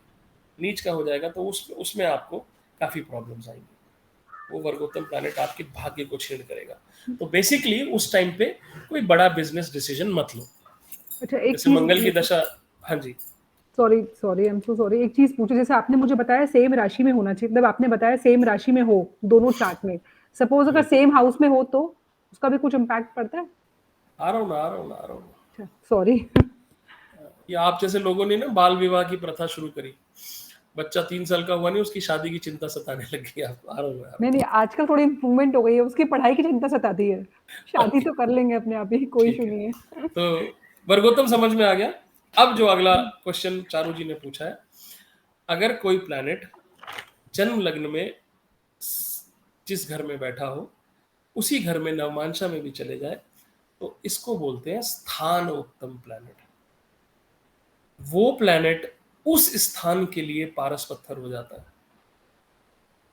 मतलब अगर मान लो चंद्रमा महावीर जी का सेकंड हाउस में बैठा है जन्म लग्न में, यही चंद्रमा अगर नवमांशा के भी सेकंड हाउस में चला जाएगा, तो वेल्थ के लिए ये चंद्रमा हाहाकार मचा देगा। मतलब इतना पॉजिटिव हो जाएगा कि जब भी चंद्रमा की दशा अंतर दशा आएगी, टूट के पैसा आएगा, क्योंकि सेकंड हाउस के लिए वो मिसाइल की तरह काम करेगा। वो स्थान उत्तम हो जाएगा। वो तो है किसी का चार्ट, एक बार चारू जी का देखें, कोई ऐसा है स्थान उत्तम? मेरा ही स्थान, मेरे इसमें ही है, राहु और जुपिटर। हाँ देखिए, मेरे वाले में। तो अब देखिए, इस पे मैं आऊंगा, मैं महावीर जी के चार्ट पे, इसीलिए मैं इनका चार्ट छेड़ नहीं रहा था। He has got a beautiful chart. तो मैं जब 10th हाउस की बात करूंगा तो मैं महावीर जी का चार्ट छेड़ूंगा। तो राजेंद्र, महावीर जी के चार्ट में आप देखोगे जुपिटर 10th हाउस में बैठा है जन्म लग्न में, जन्म चार्ट में, और इसमें भी आके 10th हाउस में बैठ गया है। मतलब जुपिटर की दशा अंतर दशा में अगर ये अपने प्रोफेशन या अपने बिजनेस में कुछ काम करेंगे, तो जुपिटर इनको सॉलिड सपोर्ट करेगा। अब जैसे मान लो एक क्वेश्चन आता है महावीर जी के दिमाग में कि मैं एक नई दुकान खोलना चाहता हूँ, कब खोलूँ? तो जुपिटर की दशा में खोलो, आपको बहुत फायदा होगा। या आप अपना बिजनेस बढ़ाना चाहते हो, जुपिटर आपको हमेशा प्रोफेशनली हेल्प करेगा। अभी आई थिंक उनकी ये नेक्स्ट दशा वही है ना सर, राहु के बाद। राहु के बाद गुरु आ रहा, मतलब टनाटन। महावीर जी बस इंतजार करो आप, छप्पर फटने वाला आपको, ध्यान रखना। सर लेकिन जुपिटर के साथ केतु है तो वो थोड़ा ऐसा काट काट के देगा पैसा। Educational institute correct. खोलना चाहिए इनको फिर। हाँ करेगा। केतु थोड़ा सा मतलब चूंकि मेलेफिक प्लैनेट है तो आएंगे, उस पे भी आते हैं जब 10th हाउस हम पढ़ेंगे। तो स्थानोत्तम हो गया। ठीक है, मेरा ये चार्ट लगा लो, मेरे वाले चार्ट में भी एक प्लैनेट है ऐसा, थोड़ा सा आइडिया लग जाएगा, गाइडेंस मिल जाएगी। मर्क्यूरी है सर, मर्क्यूरी फर्स्ट हाँ, हाउस में। बुध। तो चारू जी इसीलिए इतना बोलती हैं कि उनके वही लग्न तो। में भी मरकरी है और नवमांशा में भी मरकरी है। तो चारू जी को अगर मारना हो, मतलब उनको खत्म करना हो, तो उनको 2 दिन के लिए बोलो कि भैया तुम बोलोगे नहीं, चारू जी मौन खत्म हो व्रत। जाए। मौन व्रत रखो। तो चारू जी अगर आपको कभी डिप्रेशन में महसूस होता है तो आप बोलना बंद मत करना, बिकॉज आपका लग्न लॉर्ड दोनों जगह मरकरी है। It's beautiful and never stop learning. The day हाँ, you stop actually learning you will be finished. You तो will the not bad believe, patches of your life मेरे साथ भी वो यही हो तब रखा रहे है। होंगे। मैं सॉरी। नहीं, आई एम सॉरी, एक्चुअली मैं ये बोलने वाली थी कि आपने एकदम सही कहा, बिकॉज मेरे लिए भी यही चीज है कि सपोज अगर आज कुछ नहीं किया तो बेचैनी टाइप होने लग जाती है, लाइक आज हाँ, कुछ क्यों नहीं किया, और काइंड ऑफ। मरकरी एक चीज और बताता है कि आदमी का जो बिहेवियर है ना, वो चाइल्ड लाइक रहता है। उसका हस्बैंड या उसका स्पाउस उसको हमेशा एक बच्चे के रूप में देखता है कि भाई तू बड़ी हो जा, तू थोड़ी मेच्योर हो जा। ये शिकायत उसका स्पाउस हमेशा करेगा। लग्न में अगर मरकरी हो और वो नवमांशा में भी जाके हो जाए तो उसकी जो इनहेरेंट क्वालिटी है वो चाइल्ड लाइक रहेगी। चारू जी 60 साल की होके भी बच्चे जैसा बिहेव करेंगी, इसमें कोई अचंभे वाली बात नहीं है। मरते दम तक she will behave like a child. Some time of the day she will behave immaturish like a child. वो हमेशा रहेगा। ये बिल्कुल प्रूवन फैक्ट है, इसमें कोई गड़बड़ नहीं, क्योंकि उनके नवमांशा के लग्न में मरकरी है। तो आदमी बच्चे की तरह बिहेव करता है, बच्चों जैसी बातें करेगा, मतलब अपने एज के हिसाब से बातें करेगा, बट दिन में एक आध बार ऐसी हरकत जरूर करेगा, जैसे आम का अचार खा लिया चुरा के या कुछ ऐसा कर लिया जो बच्चों वाली हरकत हो। अरे कौन तुम्हें रोक रहा है? मतलब कुछ लोग अपने घर में चॉकलेट चुरा के खाते हैं क्योंकि उनको वो चोरी वाले एक्ट में मजा आता है, बचकानी हरकत है। तो ये मरकरी कराता है, तो बहुत अच्छा। लेकिन मरकरी रेट्रोग्रेड है, इसीलिए चारू जी को कोई भी चीज लर्न करने में टाइम लगता है। 1 बार 2 बार 3 बार 4 बार में चीजें समझ में आएंगी। सर मेरा भी वही सिचुएशन है, एक बार समझ में नहीं आता है, 3-4 बार समझाओ तो भी हाँ, समझ में नहीं आता, समझ में रेट्रोगेट है आएगा। मेरा भी मरक्यूरी। और अच्छा है, 3-4 बार। मरकरी जब रेट्रोग्रेड होता है तो ऐसे व्यक्ति को क्वेश्चन पूछने चाहिए। हंसो क्योंकि अभी चारू जी को कुछ नहीं बोलेंगे हम सर, अभी आप कुछ भी बोलो चारू नहीं जी। नहीं, मैं ये बात बोल रही हूँ कि अरे अपना ही पोल पट्टी क्यों खोल रहे हो। मुझे भी 3 बार में समझ में आता है, लेकिन जब समझ में आता है ना, मैं कभी नहीं भूलती उसको। परफेक्ट। ये मेरे चार्ट में भी मरकरी रेट्रोग्रेड है, मुझे भी चीजें एक बार में नहीं समझ में आती। क्या मैं भी बात बच्चों कर की रहे तरह हो? बिहेव करता हूँ, हमारा लेकिन मेरे डबल सेकंड हाउस रेट्रोग्रेड में, है। हाँ, तो मेरा सेकंड हाउस में मेरा वेल्थ एक्यूमुलेशन में प्रॉब्लम है। मैं उसमें बचकानी हरकत करता हूँ, कहीं पैसे उठा के खर्च कर दिए, किसी को दे दिए। मतलब मेरे बहुत से ऐसे गुरु रहे हैं जिनको मैंने पूरा सेविंग उठा के उनकी बेटी की शादी में दे दिया, लो गुरु जी आप एंजॉय करो। 0 हो गया मैं बिल्कुल, फिर से स्टार्ट किया। मतलब ये ऐसी हरकतें मैं कर देता हूँ। तो ये बिकॉज सेकंड हाउस में I will always behave childish. Mercury is sitting with Saturn in the second house, तो मेरा थोड़ा सा वेल्थ एक्यूमुलेशन जल्दी नहीं होगा। चारू जी का लग्न पे है, इसीलिए उनकी लर्निंग, क्योंकि लग्न क्या हमारी मेंटल कैपेसिटी होती है, तो मेरी लर्निंग में उतनी प्रॉब्लम नहीं है, बट मेरे वेल्थ एक्यूमुलेशन में प्रॉब्लम है। ठीक है जी, सर वेल्थ हो गया। एक्यूमुलेशन जस्ट बिकॉज़ नवमांश में आपका केतु है सेकंड हाउस में, इसके लिए एक्यूमुलेट नहीं हो रहा है। नहीं, जन्म लग्न में भी मेरा मरकरी रेट्रोग्रेड है ना सेकंड हाउस में, अच्छा हाँ करेक्ट। तो इस वजह से मेरा जो है ना वेल्थ एक्यूमुलेशन लेट से होता है, या जब होता है तो भी मैं उठा के किसी को दे देता हूँ कि लो भैया जाओ। बहुत ऐसे हरकतें करी मैंने लाइफ में कि 10 लाख इकट्ठे हुए तो किसी को कुछ और काम था, मैंने कहा। शनि भी साथ में है तो शनि तो वैसे डिले का कारक है, लेकिन मेरे को वेल्थ में कोई प्रॉब्लम आज तक नहीं है, माँ की बहुत कृपा है कि कभी मुझे जरूरत पड़ती है तो बिकॉज दोनों Mercury and Saturn both are friends ना, सो इसके लिए बिल्कुल। ज्यादा इशू नहीं आएगा आपको। अब मेरी लाइफ स्पेशल वर्गोत्तम क्यों है, स्थान उत्तम भी है। हाँ मेरा चार्ट स्पेशल क्यों है, मैं इसलिए आज तक मजे ले रहा हूँ कि देखो मेरे चार्ट में जुपिटर कहाँ बैठा है, लग्न में उच्च का होके बैठा है, और नवमांशा में भी जुपिटर उच्च का होके बैठ गया, बस खत्म कहानी। वर्गोत्तम भी है। हाँ वर्गोत्तम है, तो मेरे को और कोई टेंशन लेने की लाइफ में जरूरत ही नहीं। सोने पे सुहागा सर। बस जुपिटर राजेंद्र जी के चार्ट में 1 नंबर राशि में, मेष राशि में, इसलिए उच्च का नहीं। मेरे चार्ट में फर्क ये है कि थोड़ा सा राजेंद्र जी से हल्का सा मेरा और ऊपर आ जाता है, बिकॉज मेरा जुपिटर उच्च का होके नवमांशा में बैठ गया, तो परफेक्ट है, कोई टेंशन नहीं है। इसलिए स्थान मैं उत्तम भी है।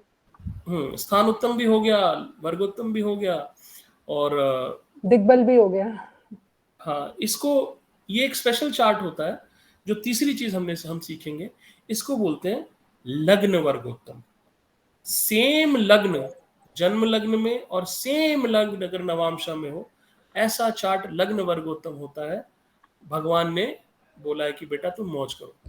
नहीं एक तो मिनट, ये आपका चार्ट, ओ ओके हाँ, ये ये मेरा आपका चार्ट चार्ट है, है, और इसमें मतलब अच्छा आपका ये सेम ही है, मतलब सेम सेम ही चार्ट है। तो मेरा इसको बोलते हैं लग्न वर्गोत्तम। कि आप बस मजे लो, आप पढ़ाई करो, लोगों को पढ़ाओ, बस आप गलत काम मत करो, क्योंकि जुपिटर लग्न में बैठा है। मैंने पॉइंट हो गया, राइट? हाँ एक बार मैंने लाइफ में बेईमानी करी थी, मेरा भाई हॉस्पिटल में एडमिट हो गया था। उसके बाद मैंने ना उससे पहले ना उसके बाद जिंदगी में 1 रुपए की बेईमानी नहीं करी, कर ही नहीं सकता। तो ये होता है लग्न वर्गोत्तम चार्ट। जब सेम राशि लग्न में आ जाती है, जन्म लग्न में भी और नवांशा में भी, इसको बोलते हैं लग्न वर्गोत्तम चार्ट। एक बात पूछना था। हाँ पूछिए।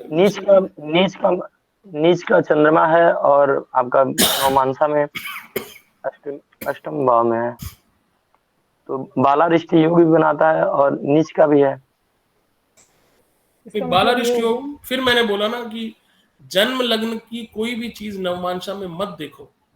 बालारिष्ट योग, बालारिष्ट किसका होगा, अरिष्ट किसका होगा, जन्म लग्न का होगा। नवमांशा का अरिष्ट नहीं होता है। भाग्य का कोई शरीर नहीं होता, शरीर जन्म लग्न का होता है। तो जन्म लग्न में मेरा चंद्रमा अष्टम मतलब पंचम में बैठा है, नीच का होके बैठा है, तो मेरा जन्म सर्जरी से हुआ होगा, तकलीफ हुई होगी, लेकिन मेरा अरिष्ट नहीं होगा। नवमांशा में शरीर के रिगार्डिंग कुछ मत देखो, ये आदमी बीमार पड़ेगा नहीं पड़ेगा, ये नवमांशा में हम नहीं बता सकते। नवमांशा हमारा भाग्य, और हम अपनी बीवी को क्या बोलते हैं, भाग्यवान बोलते हैं ना, अपनी वाइफ को ऐसे ही संबोधित करते हैं ना, ये भाग्यवान है मेरी। तो हम शादी को नवमांशा में देखते हैं, बाकी बीमारी शिमारी कोई नवमांशा में मत देखो, क्योंकि ये शरीर का चार्ट ही नहीं है, ये आपके भाग्य का चार्ट है। ठीक है, क्लियर हो गए चारों चीजें। वर्गोत्तम कर लिया हमने, स्थान उत्तम कर लिया, और लग्न वर्गोत्तम कर लिया। कोई कंफ्यूजन किसी को?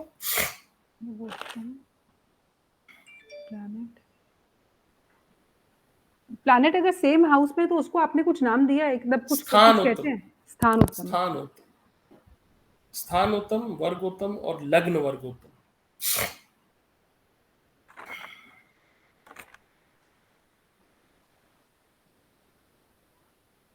अभी 10 दिन पहले तक मुझे अपना जीवन बड़ा वेस्ट लगता था, पर जिस दिन मैंने देखा कि मेरा लग्न वर्गोत्तम है, तो मैं सोचा कि मेरा जीवन भी थोड़ा स्पेशल है। बड़ा खुश हुआ मैं। अगर मेरा टाइम सही है तो, क्योंकि इंडिया में 99% लोगों का टाइम सही नहीं होता। हमसे पूछो, हम कितने डेस्परेट होते हैं क्लास के लिए, सबसे पूछ लो, फिर कह रहे हो कि ये बातें कर रहे हो। देखो ठीक है, थैंक यू सो मच।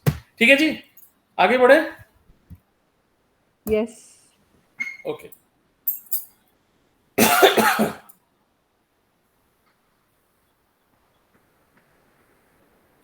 अब हम आते हैं कि एक मिनट, इसको मिनिमाइज कर देते हैं। ठीक है, अब आपको, हाँ जी चारू जी कुछ कह रही हैं? नहीं, मैं बस एक छोटी सी बात कह रही थी। जब भी आप क्लास अभी आज वाइंड अप करोगे, प्लीज एक चीज मुझे बता देना कि ना, नीच का प्लैनेट जो होता है हमारे, उसमें रेट्रोग्रेड नहीं मैं बात कर रही, जो नीच का प्लैनेट होता है उसका इम्पैक्ट उस हाउस के लिए कैसा आता है। बस 2 मिनट लगेगा, आप बता देना लास्ट में एकदम। नहीं मैं अभी बता देता हूँ ना। आप इसका आंसर दो ना, नीच का क्या मतलब हुआ? मतलब वो जो उसके पॉजिटिव पॉइंट्स हैं उस प्लैनेट के वो नेगेटिव में हो गए। जैसे मतलब मंगल अगर जैसे नीच का हो गया, लेकिन जैसे एक्चुअली मैं कई हॉरोस्कोप देख रही थी, उसमें कईयों में ये भी होता है कि जो नीच का प्लैनेट है उसका दोष भी हट जाता है, क्या बोलते हैं उसको, नीच भंग योग जो बोलते हैं। हाँ, तो अब आप क्या कर रहे हो, आप फिर भेल भेल बना रहे हो हाँ, आप। भेल बन रही है। फिर आपका क्वेश्चन एक नहीं है, फिर आप अनेक वाली बात कर रहे हो, फिर आप उसका एक्सटेंशन भी पूछ रहे हो, नीच भंग राजयोग भी पूछ रहे हो, फिर आप हाँ नहीं, एक्सचेंज भी पूछोगे। बाद तो में करेंगे। बेसिकली क्या है, नीच का मतलब होता है पावरलेस। ऐसा व्यक्ति जिसके अंदर पावर ना हो वो नीच का हो जाता है। मंगल जाके चंद्रमा की राशि में नीच का हो जाता है। मंगल क्या है, सेनापति है। चंद्रमा क्या है, इमोशन है। तो सेनापति को इमोशन पसंद नहीं है, तो वहां जाके मंगल जो है पावरलेस फील करता है। तो जो काम मंगल को करना चाहिए वो नहीं करेगा। जैसे थर्ड हाउस में मंगल है बट नीच का है, तो थर्ड हाउस का मंगल तो बहुत अच्छा है, बट वो नीच का होने से पावरलेस हो गया, तो वो तो वो पुरुषार्थ नहीं करेगा, थर्ड हाउस नहीं के लिए एफर्ट्स नहीं नहीं करेगा। करेगा। ठीक है, ठीक। ये नीच का होता है, ठीक है। Thank you. अब आपको सबको समझ में आ गया कि जो जन्म लग्न होता है वो आप क्या करना चाहते हो, और जो नवांशा लग्न होता है वो आपकी अंदर की क्वालिटी बताता है कि आपके अंदर इनहेरेंट क्वालिटी क्या है। तो फॉर एग्जाम्पल, आपको मान लो जन्म लग्न में सैटर्न मिलता है, तो आप क्या करोगे, आप लेजी हो जाओगे। जन्म लग्न की बात कर रहा हूँ, आप प्रोकेस्टिनेट करोगे, आप हर चीज को कल पे डालोगे। लेकिन यही सैटर्न जब आपको नवांशा के लग्न में मिलता है, तो उस प्लैनेट की पॉजिटिव क्वालिटी, सैटर्न की पॉजिटिव क्वालिटीज क्या क्या है? Hard working. Hard hard work. Hard work working, करके आपको दे देगा मतलब एंड में। बिल्कुल निष्ठावान, स्वामी भक्त, ये सारी चीजें सैटर्न जब आपके नवमांशा के लग्न में। तो अब हम क्या कर रहे हैं, हम अगला जो पढ़ाई कर रहे हैं कि किसी आदमी का कैरेक्टर समझने के लिए हमें ये देखना होगा कि इसके लग्न में क्या बैठा हुआ है। फिलहाल मैं बात कर रहा हूँ जब कोई प्लैनेट बैठा हुआ है, लॉर्डशिप की बात अभी नहीं कर रहा हूँ मैं। तो जब सैटर्न आपको दिख जाए किसी के लग्न में बैठा हुआ, तो आप ये कह सकते हो कि भाई इस आदमी पे आप विश्वास कर सकते हो। He is actually very hard working, he is very laborious, he is loyal, disciplined है, वो आदमी स्वामी भक्त है, निष्ठावान है। इस तरह की सारी चीजें, क्वालिटी उसके अंदर आपको दिखेंगी। अब हम सिर्फ नवमांशा स्टडी कर रहे हैं।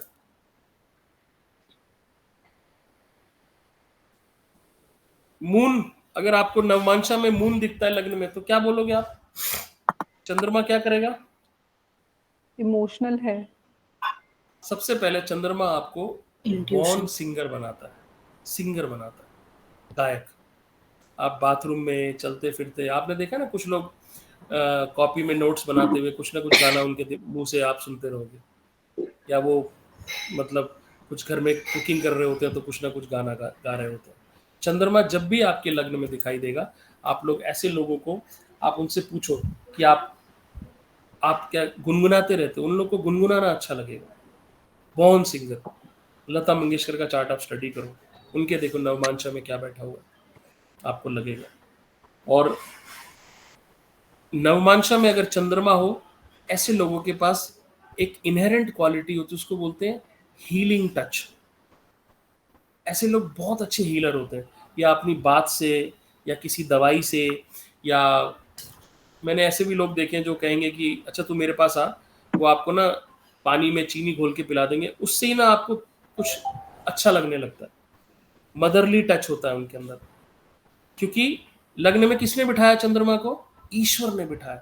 ईश्वर ने आपको हीलर बना के भेजा। ये सारी क्वालिटी आप अंदर से लेके आए हो। लग्न में जो चंद्रमा है, आप मदरली बनना चाहते हो, आप हीलर बनना चाहते हो। लेकिन नवमांशा का चंद्रा, आप हीलर हो, आप मदरली हो। ये डिफरेंस समझ में आ रहा है आपको? जन्म लग्न का मतलब आप ये बनना चाहते हो। चंद्रमा कह रहा है कि आप माँ की तरह बनना चाहते हो, आप सबकी माँ बनना चाहते हो। लेकिन नवमांशा में जब चंद्रमा आता है, आप माँ हो, आप बिहेव ही माँ की तरह करोगे। तो जो भी हीलिंग टच है, क्योरिंग है, मातृत्व भाव है, लोगों को खाना खिलाना है, सोशली ऐसे लोग बहुत अच्छे होते हैं। उनके घर 10 लोग भी आएंगे ना, तो वो सबको बड़े प्यार से खाना खिलाएंगे। दे विल नॉट, उनको ऐसा नहीं लगेगा कि बहुत बोझा हो गया। ये चंद्रमा है। Next is Mars. अब मेरा कभी कभी वेट, मतलब कभी कभी क्या, मेरा हमेशा ही 100-105 ऐसे वेट रहता है, तो मेरी वाइफ मुझे अक्सर बोलती है कि आप जॉगिंग करो, आप एक्सरसाइज करो, मुझे ज़बरदस्ती पुश करती है। मैं किसी दिन जाता हूँ, किसी दिन नहीं जाता हूँ। लेकिन अगर किसी के नवमांशा के लग्न में मंगल बैठा हो, ऐसा आदमी बाय बर्थ फिटनेस फ्रीक होता है।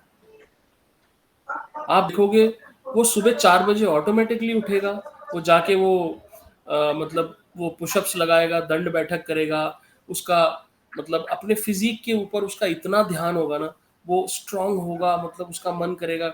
स्काउट गाइड आपने सुना है, एनसीसी सुना है ना, आर्मी सुना है। नवमांशा में अगर मंगल आपको लग्न में दिखाई देगा, ऐसा आदमी अपने शरीर को लेके अलग लेवल पे ही वो रहता है, मतलब he will always be thinking कि मैं क्या काम करूं, कैसे करूं कि मेरी बॉडी बन जाए, या मैं आर्मी में चला जाऊं।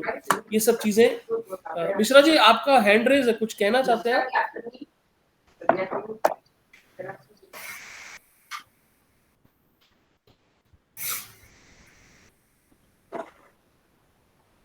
अच्छा ठीक है, ओके। तो मंगल जब नवमांशा में होगा तो ऐसा व्यक्ति आप देखोगे, तो ऐसे व्यक्ति को हमेशा fitness, NCC, scout guide, police, army, ये दिमाग में। ये मैं क्यों बता रहा हूँ, क्योंकि कई बार लोग आपके पास में प्रोफेशन रिलेटेड क्वेश्चन लेके आते हैं, तो आपको नवमांशा का लग्न चेक करना चाहिए कि इसके अंदर इनहेरेंट क्वालिटी क्या है। ठीक है। Next is Jupiter. जुपिटर क्या करेगा अगर लग्न में बैठा होगा नवमांशा के? आपको बाय बर्थ ना महाभारत, रामायण, गीता ये पढ़ने का शौक हो जाएगा, आपको वेदों का शौक हो जाएगा, आपको गुरुओं की संगत में बैठने का बड़ा मन करेगा। आपका मन करेगा कि अच्छा समुद्र मंथन क्यों हुआ, ज्योतिष क्या है, आपको बचपन से बहुत सी कहानियां याद होंगी। जैसे मैं बहुत बड़ा एग्जाम्पल, मैं जब छोटा था तब से मेरे को पूरी महाभारत, रामायण सब याद है। मेरी माँ मुझे सुनाती थी, मेरे को याद रहता था, मेरा इंटरेस्ट भी था। मेरे जुपिटर है लग्न के अंदर, तो वेद काफ़ी मैंने मतलब वेदों को पढ़ने की कोशिश की, नहीं समझ में आया तो बंद करके रख दिया कि भाई वेद थोड़ा मैं बड़ा हो जाऊंगा तो पढ़ूंगा। तो ऐसा आदमी, बेसिकली ऐसा आदमी इनहेरेंटली रिलीजियस होता है, वो बचपन से ही धार्मिक होगा, वो पूजा पाठ करेगा, सब कुछ करेगा, वो गुरु की तरह बात करता है। वो जब भी बात करेगा ना, आपको हमेशा सलाहकार बन के बात करेगा कि बेटा ऐसे करा करो, बेटा ये किया करो। उसकी आवाज़ जब आप सुनोगे तो आपको लगेगा कि हाँ यार ये ना, मतलब इसकी बात मान लो, ये जो कह रहा है मान लो, क्योंकि वो अंदर से एक गुरु की तरह हमेशा बात करेगा, बहुत अच्छा बोलेगा। जुपिटर लग्न में होगा तो कम पढ़ेगा लेकिन नंबर ज़्यादा ले आएगा, उसका इंटेलिजेंस अच्छा होगा। और एक और अच्छी चीज़ ऐसे लोगों में मिलती है कि उनके अंदर गलतियां बताने का बड़ा शौक होता है। टीचर जो है ना, टीचर क्या करता है, टीचर को इससे मतलब नहीं है कि तुम्हें क्या आता है, टीचर को हमेशा इससे मतलब है कि तुम्हें क्या नहीं आता है। तो जब भी आप ऐसे लोगों से बात करोगे जिनके लग्न में गुरु होगा, वो आपकी गलती निकालेंगे कि तुमने ये क्यों नहीं किया, पहले ये बताओ ये क्यों नहीं किया तुमने। उनको इससे मतलब नहीं कि तुमने कितना कर लिया, तुमने क्या नहीं किया उससे मतलब है। ठीक है। Next is mercury. मरकरी क्या करेगा? सबसे बड़ा गुण मरकरी के अंदर बाय बर्थ जो आएगा वो लर्निंग का आएगा। उसको शुरू से ही ना चीज़ों को सीखने का बहुत शौक है, बहुत सीखेगा वो। कुछ भी चीज़, मतलब लंबे लंबे आर्टिकल पढ़ रहा है, गूगल खोल के देख रहा है, या लोगों से पूछ रहा है ये क्यों होता है, ये क्यों होता है, मतलब लर्निंग का बहुत शौक रहता है। मरकरी लग्न में जो लोग लेके बैठे होते हैं वो ऐसे सवाल पूछते हैं, कौवे का रंग काला क्यों होता है? वो बचपन से ही पूछेगा। हम लोग क्या करते हैं, हम कौवे को देखते हैं, मान लेते हैं इसका रंग काला है, बट जो मरकरी वाला पूछेगा क्यों काला क्यों है भाई, पीला क्यों नहीं, सूरज ईस्ट से क्यों उगता है? और जैसे मैंने बताया कि बचपना रहता है उनके अंदर हमेशा, they will always act childish. अब जैसे मैं आपको एक एग्जांपल देता हूँ, किसी के जन्म लग्न में सन है, सूर्य है जन्म लग्न में, और जो जन्म लग्न में सूर्य वाला व्यक्ति, जब आप उसको बाहर से देखोगे ना, तो वो आपको बड़ा टाइट और स्ट्रिक्ट टाइप का दिखेगा, ईगोइस्टिक टाइप का दिखेगा, लेकिन अंदर में क्या है उसके? मरकरी है, क्योंकि नवमांशा के लग्न में मरकरी। तो जब उसके आप घर जाओगे ना, तो आपको लगेगा ये तो बिल्कुल डिफरेंट आदमी है, क्योंकि जब आप अकेले में होते हो ना तो आपके अंदर का ट्रू सेल्फ बाहर आता है। तो ऐसे फर्क आपको महसूस होगा कि जन्म लग्न में सूर्य बैठा है तो आदमी आपको लगेगा बहुत ही कड़क, शानदार, लेकिन अंदर नवमांशा में मरकरी है तो वो रात को घर जाने के बाद अजीब तरीके से बिहेव करने लगेगा बच्चे की तरह से। तो जो आपकी नवमांशा में प्लैनेट बैठा हुआ है, आपका इनहेरेंट क्वालिटी, आपका अंदरूनी बिहेवियर हमेशा वैसा रहेगा। कौन कौन कवर हो गया? जुपिटर, मार्स, मरकरी, सन, चंद्र, मंगल या वीनस, शुक्र। सन की बात करते हैं। अच्छा, सन को ना नटराज माना गया है, और ये मैं चाहता हूं कि आप लोग ऑब्जर्व करो। आप कोई ऐसा व्यक्ति ढूंढो जिसके ना नवांशा में सन बैठा हो। आप देखना उसकी चाल में ना एक रिदम होगी, वो हर चीज ना लाइफ में बहुत रिदम से करेगा। उसके अंदर ना डांसिंग का गुण होगा, ऐसा ऐसा पराशर ऋषि ने लिखा है। क्योंकि सूर्य क्या है ना, आप देखो सूर्य के पास सबसे बड़ी चीज क्या है? उसके उगने का, छिपने का एक टाइमिंग है। सूर्य से हम टाइमिंग देखते हैं, वो चीजें बहुत बहुत मतलब रिदम के साथ करता है। तो वो जो वॉक करेगा ना, तो बड़े मतलब आप देखोगे कि एक गाना गाते हुए वॉक करता है वो अपना लहराता हुआ मस्त, उसकी एक चाल में ना एक अलग सा वो होगा। ये है सूर्य नवमांशा में। मेरे को कोई चार्ट ऐसा मिला नहीं है, बट अगर आपको कोई चार्ट ऐसा मिले ना, और बहुत स्ट्रांगली बोला है पराशर ऋषि ने कि सन जिसके he will walk very happy, he will feel like a king always. उसकी छोटी छोटी चीजों के लिए ना वो मतलब वो इच्छाएं पूरी करने के लिए वो बहुत कुछ प्रयास करेगा। मतलब उसे गोलगप्पे खाने हैं तो खाने हैं उसे अभी हलवा खाना है तो खाना है, क्योंकि इनहेरेंटली वो एक राजा की तरह बिहेव करेगा। इगोइस्टिक भी हो सकता है क्या? ईगोइस्टिक जन्म लग्न का सूर्य तो डेफिनेटली होगा। नवांशा लग्न का सूर्य ईगोइस्टिक बनाएगा, थोड़ा बहुत बनाएगा, होगा, ईगोइस्टिक होगा।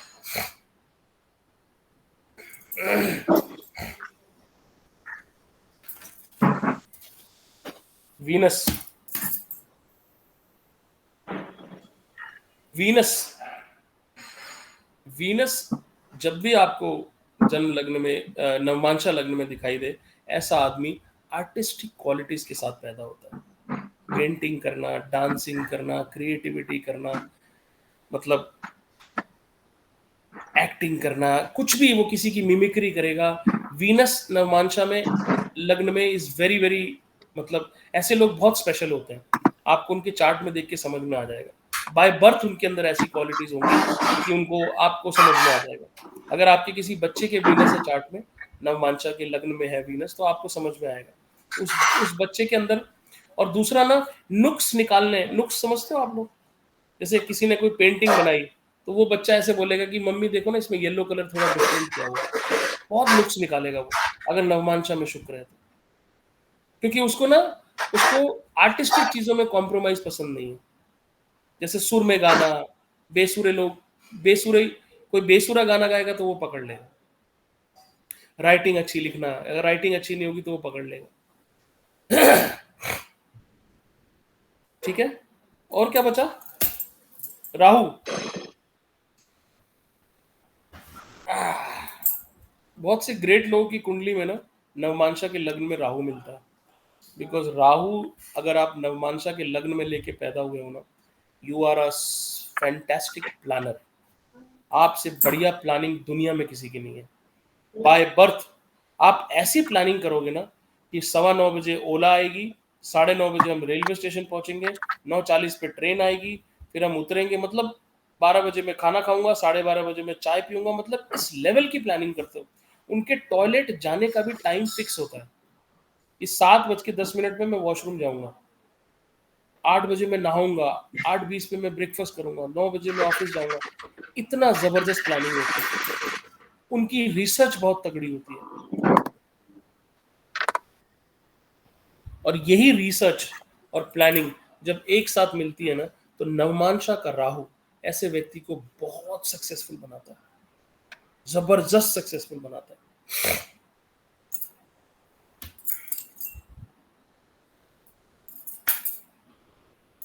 अच्छा, मरकरी के जो वो होते हैं ना, उसमें आपका ऐसे लोग मैथमेटिक्स में, इकोनॉमिक्स में, कॉमर्स में बहुत शानदार होते हैं। मतलब उनको ऐसे, अगर आपको नवमांशा में मरकरी दिखे तो ऐसे बच्चे को बीकॉम करा दो, मैथमेटिक्स दे दो उसको डॉक्टरी लाइन में मत भेजो। He is very good at numbers, वो बचपन से ना ही बी वेरी स्मार्ट। तो career counselling it's very good. Ketu अगर आपके नवमांशा के लग्न में है तो आप इंट्यूटिव बहुत होते हो। इंट्यूटिव को हिंदी में कैसे बोलेंगे सुभाष जी? इंट्यूशन क्या बोलेंगे, मतलब एक सिक्स सेंस नहीं होती कि आज तूफान आने वाला है, तो आज बारिश आने वाली है, आज हमारे घर कोई रिश्तेदार आने वाला है, वो आएगा ही आएगा, मतलब उसकी छोटी भविष्य इंद्री वक्ता। बड़ी है। भविष्य वक्ता। भविष्य वक्ता, हाँ, मतलब उसका इंट्यूशन काम करता है कि मेरे पिताजी आज मुझे ठोकेंगे, तो वो ठुकता ही है उस दिन। फिर उसकी बढ़िया उसका इंट्यूशन मुझे बड़ा है। तो जिसके नवमांशा लग्न में केतु जिसके होता है ना, ऐसे लोग मैथमेटिक्स में बहुत शानदार होते हैं। They are very good in mathematics. Mercury और केतु, ऐसे लोग साइंटिस्ट बनने की बहुत इनको चांसेस रहते हैं। And they are very very religious, they will behave like Jupiter. Ketu जो नवमांश में लेके बैठा होगा, they will behave like Jupiter. कोई प्लेनेट छूट गया?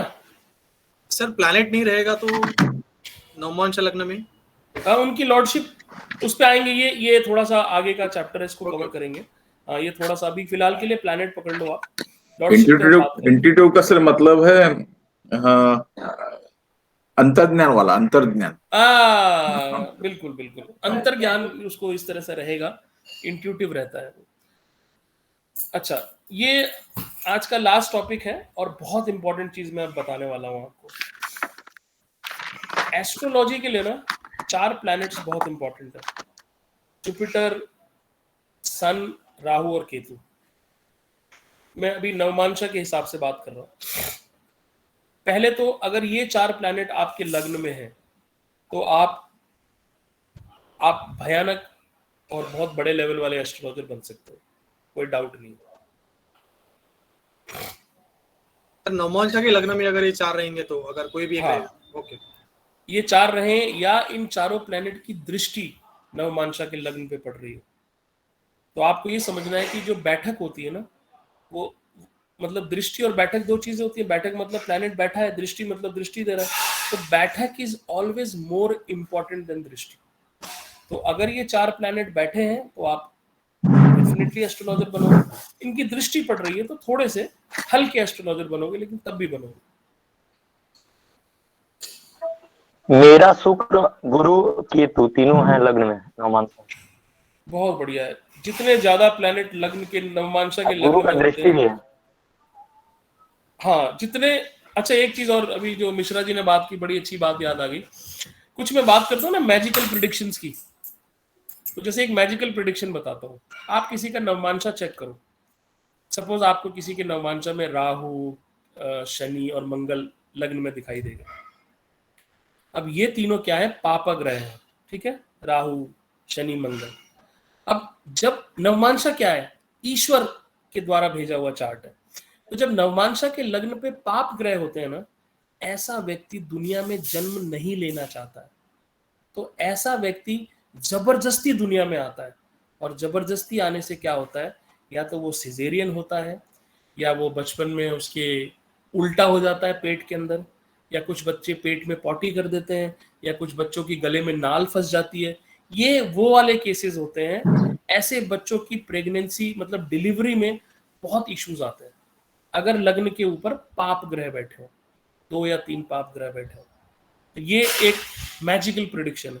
जरूरी नहीं 100% केस में ये सत्य हो, पर पराशर ऋषि ये कहते हैं कि ऐसे लोगों को भगवान जबरदस्ती पृथ्वी पे भेजते, इनका आने का मन नहीं था, तो ये जबरदस्ती आते हैं। तो इसलिए ये डिलीवरी करना नहीं चाहते, ये माँ के गर्भ से बाहर नहीं निकलना चाहते।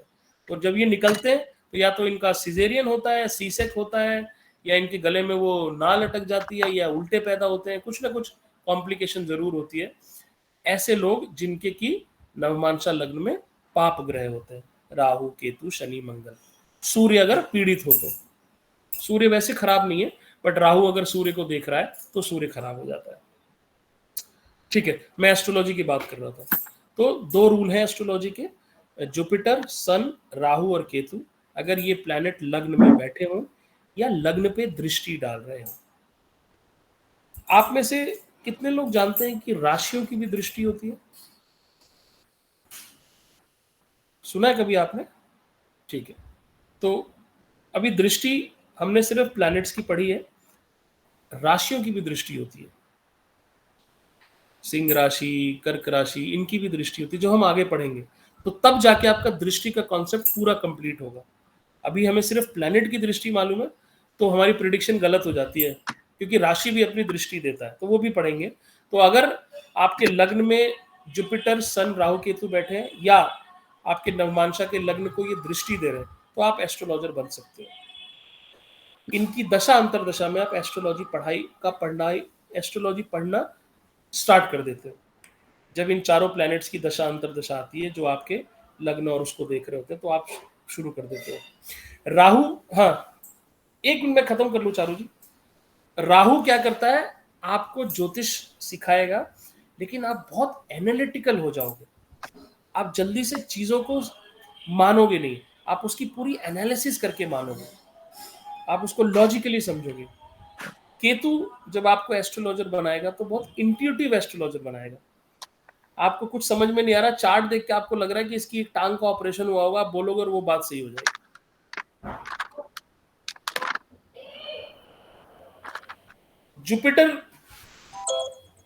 जुपिटर आपको तभी एस्ट्रोलॉजर बनाएगा जब आप किसी संस्थान से एस्ट्रोलॉजी सीखोगे।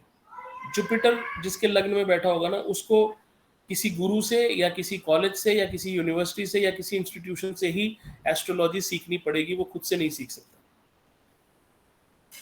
इन सब में the most beautiful thing is Surya. Surya किसी के नवमांशा लग्न में बैठा होगा, भैया वो पैदा ही होता है ज्योतिष बन के। उसको अचानक एक दिन ये सुनाई देता है कि ये कुंडली है, बस उस दिन से उसका ज्ञान ऑटोमेटिकली शुरू हो जाता है। तो सूर्य अगर किसी के नवमांशा के लग्न में बैठा है, बहुत उत्तम कुंडली है ज्योतिष बनने की। वो खुद से किताब पढ़ के भी सीख सकता है, उसको कोई बताने की जरूरत नहीं, क्योंकि ऑलरेडी वो पिछले जन्म में इतना सीखा हुआ है।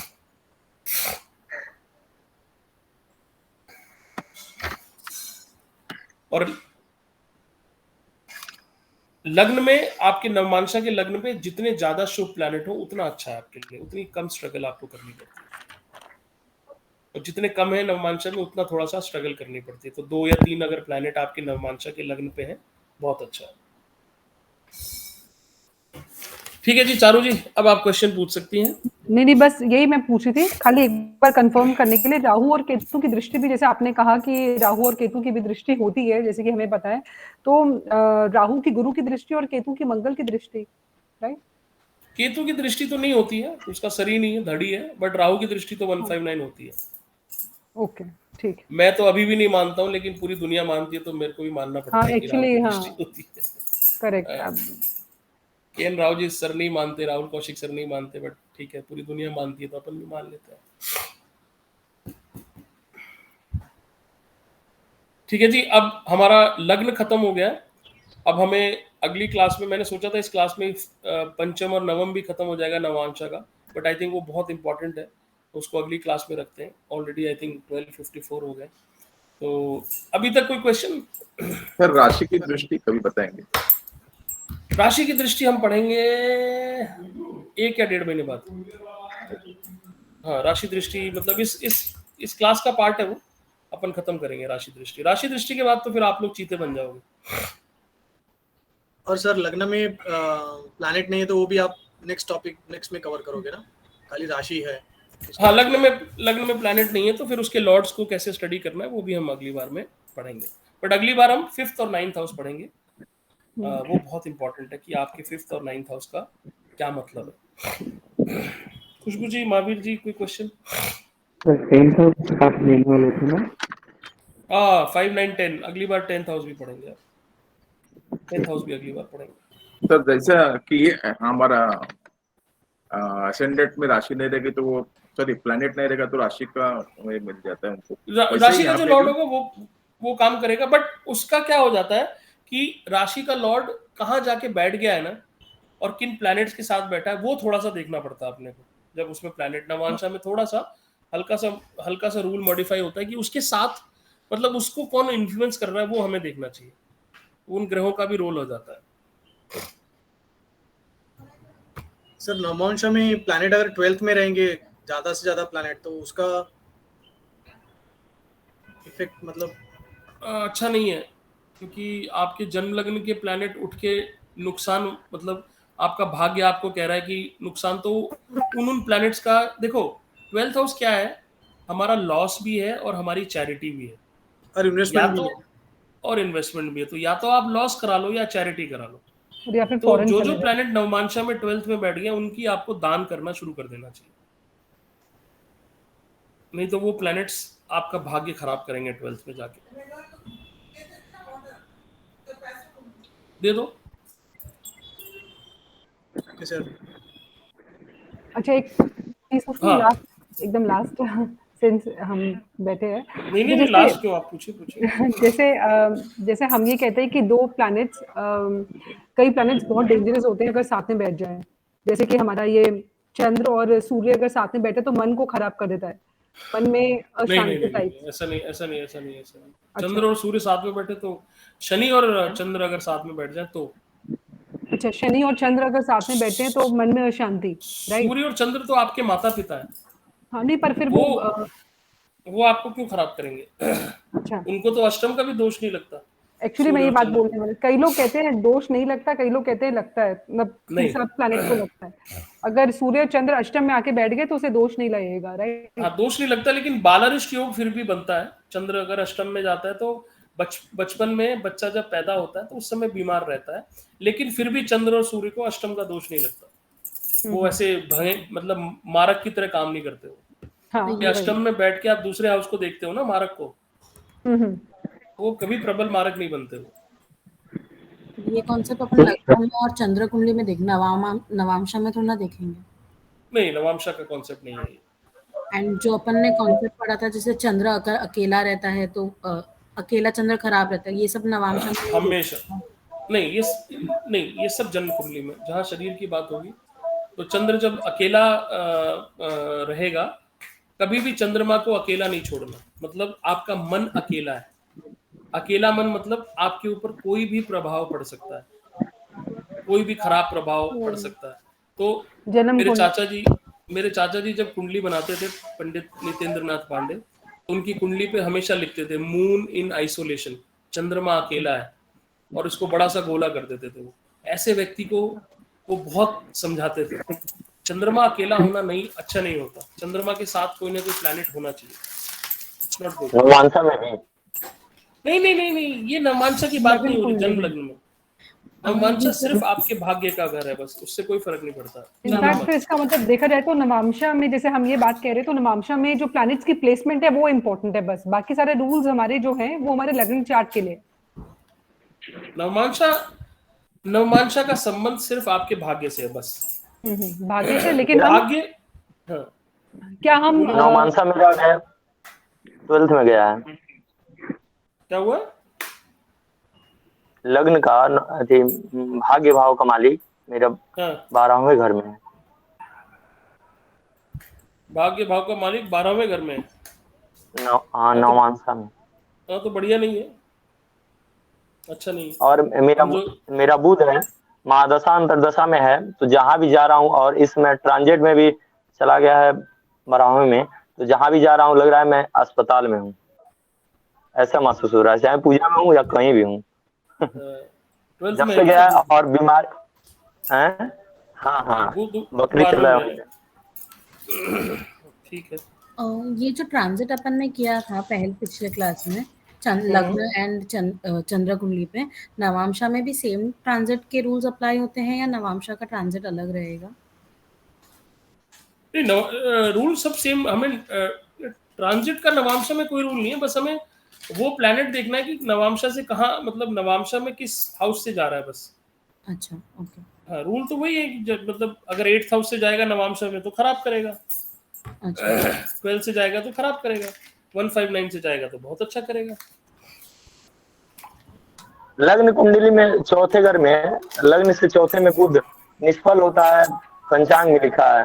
अब मेरा बुध है तो इसलिए कुछ दिक्कत दे रहा है क्या? बुध चौथे और सातवें में वो हो जाता है, क्या बोलते हैं उसको, दिग्बली का उल्टा क्या, मरण कारक हो जाता है। बुध जो है चौथे घर में और सातवें घर में मरण कारक होता है। तो अगर आपके जन्म लग्न में बुध चौथे में है तो उसकी दशा में बुध जो है आपको बहुत परेशान करेगा। महादशा अंतरदशा में है और इसमें गोचर में बराबर में गया है। हाँ, परेशान करेगा आपको, क्योंकि उसको निर्बल हो गया है, वो उसके अंदर बल नहीं रहा, मरण कारक है। बुध जो है चौथे में मरण कारक है। ठीक है जी, Subhash ji, any question? No sir. ठीक है जी, तो आप लोग प्रैक्टिस कीजिए। Thank you so much. जय माँ, happy Dussehra. Happy Dussehra. Happy Dussehra. Thank you. Thank you so much. Thank you everyone. Thank you. Thank you. And special thanks to Mrityunjay ji. Thank you.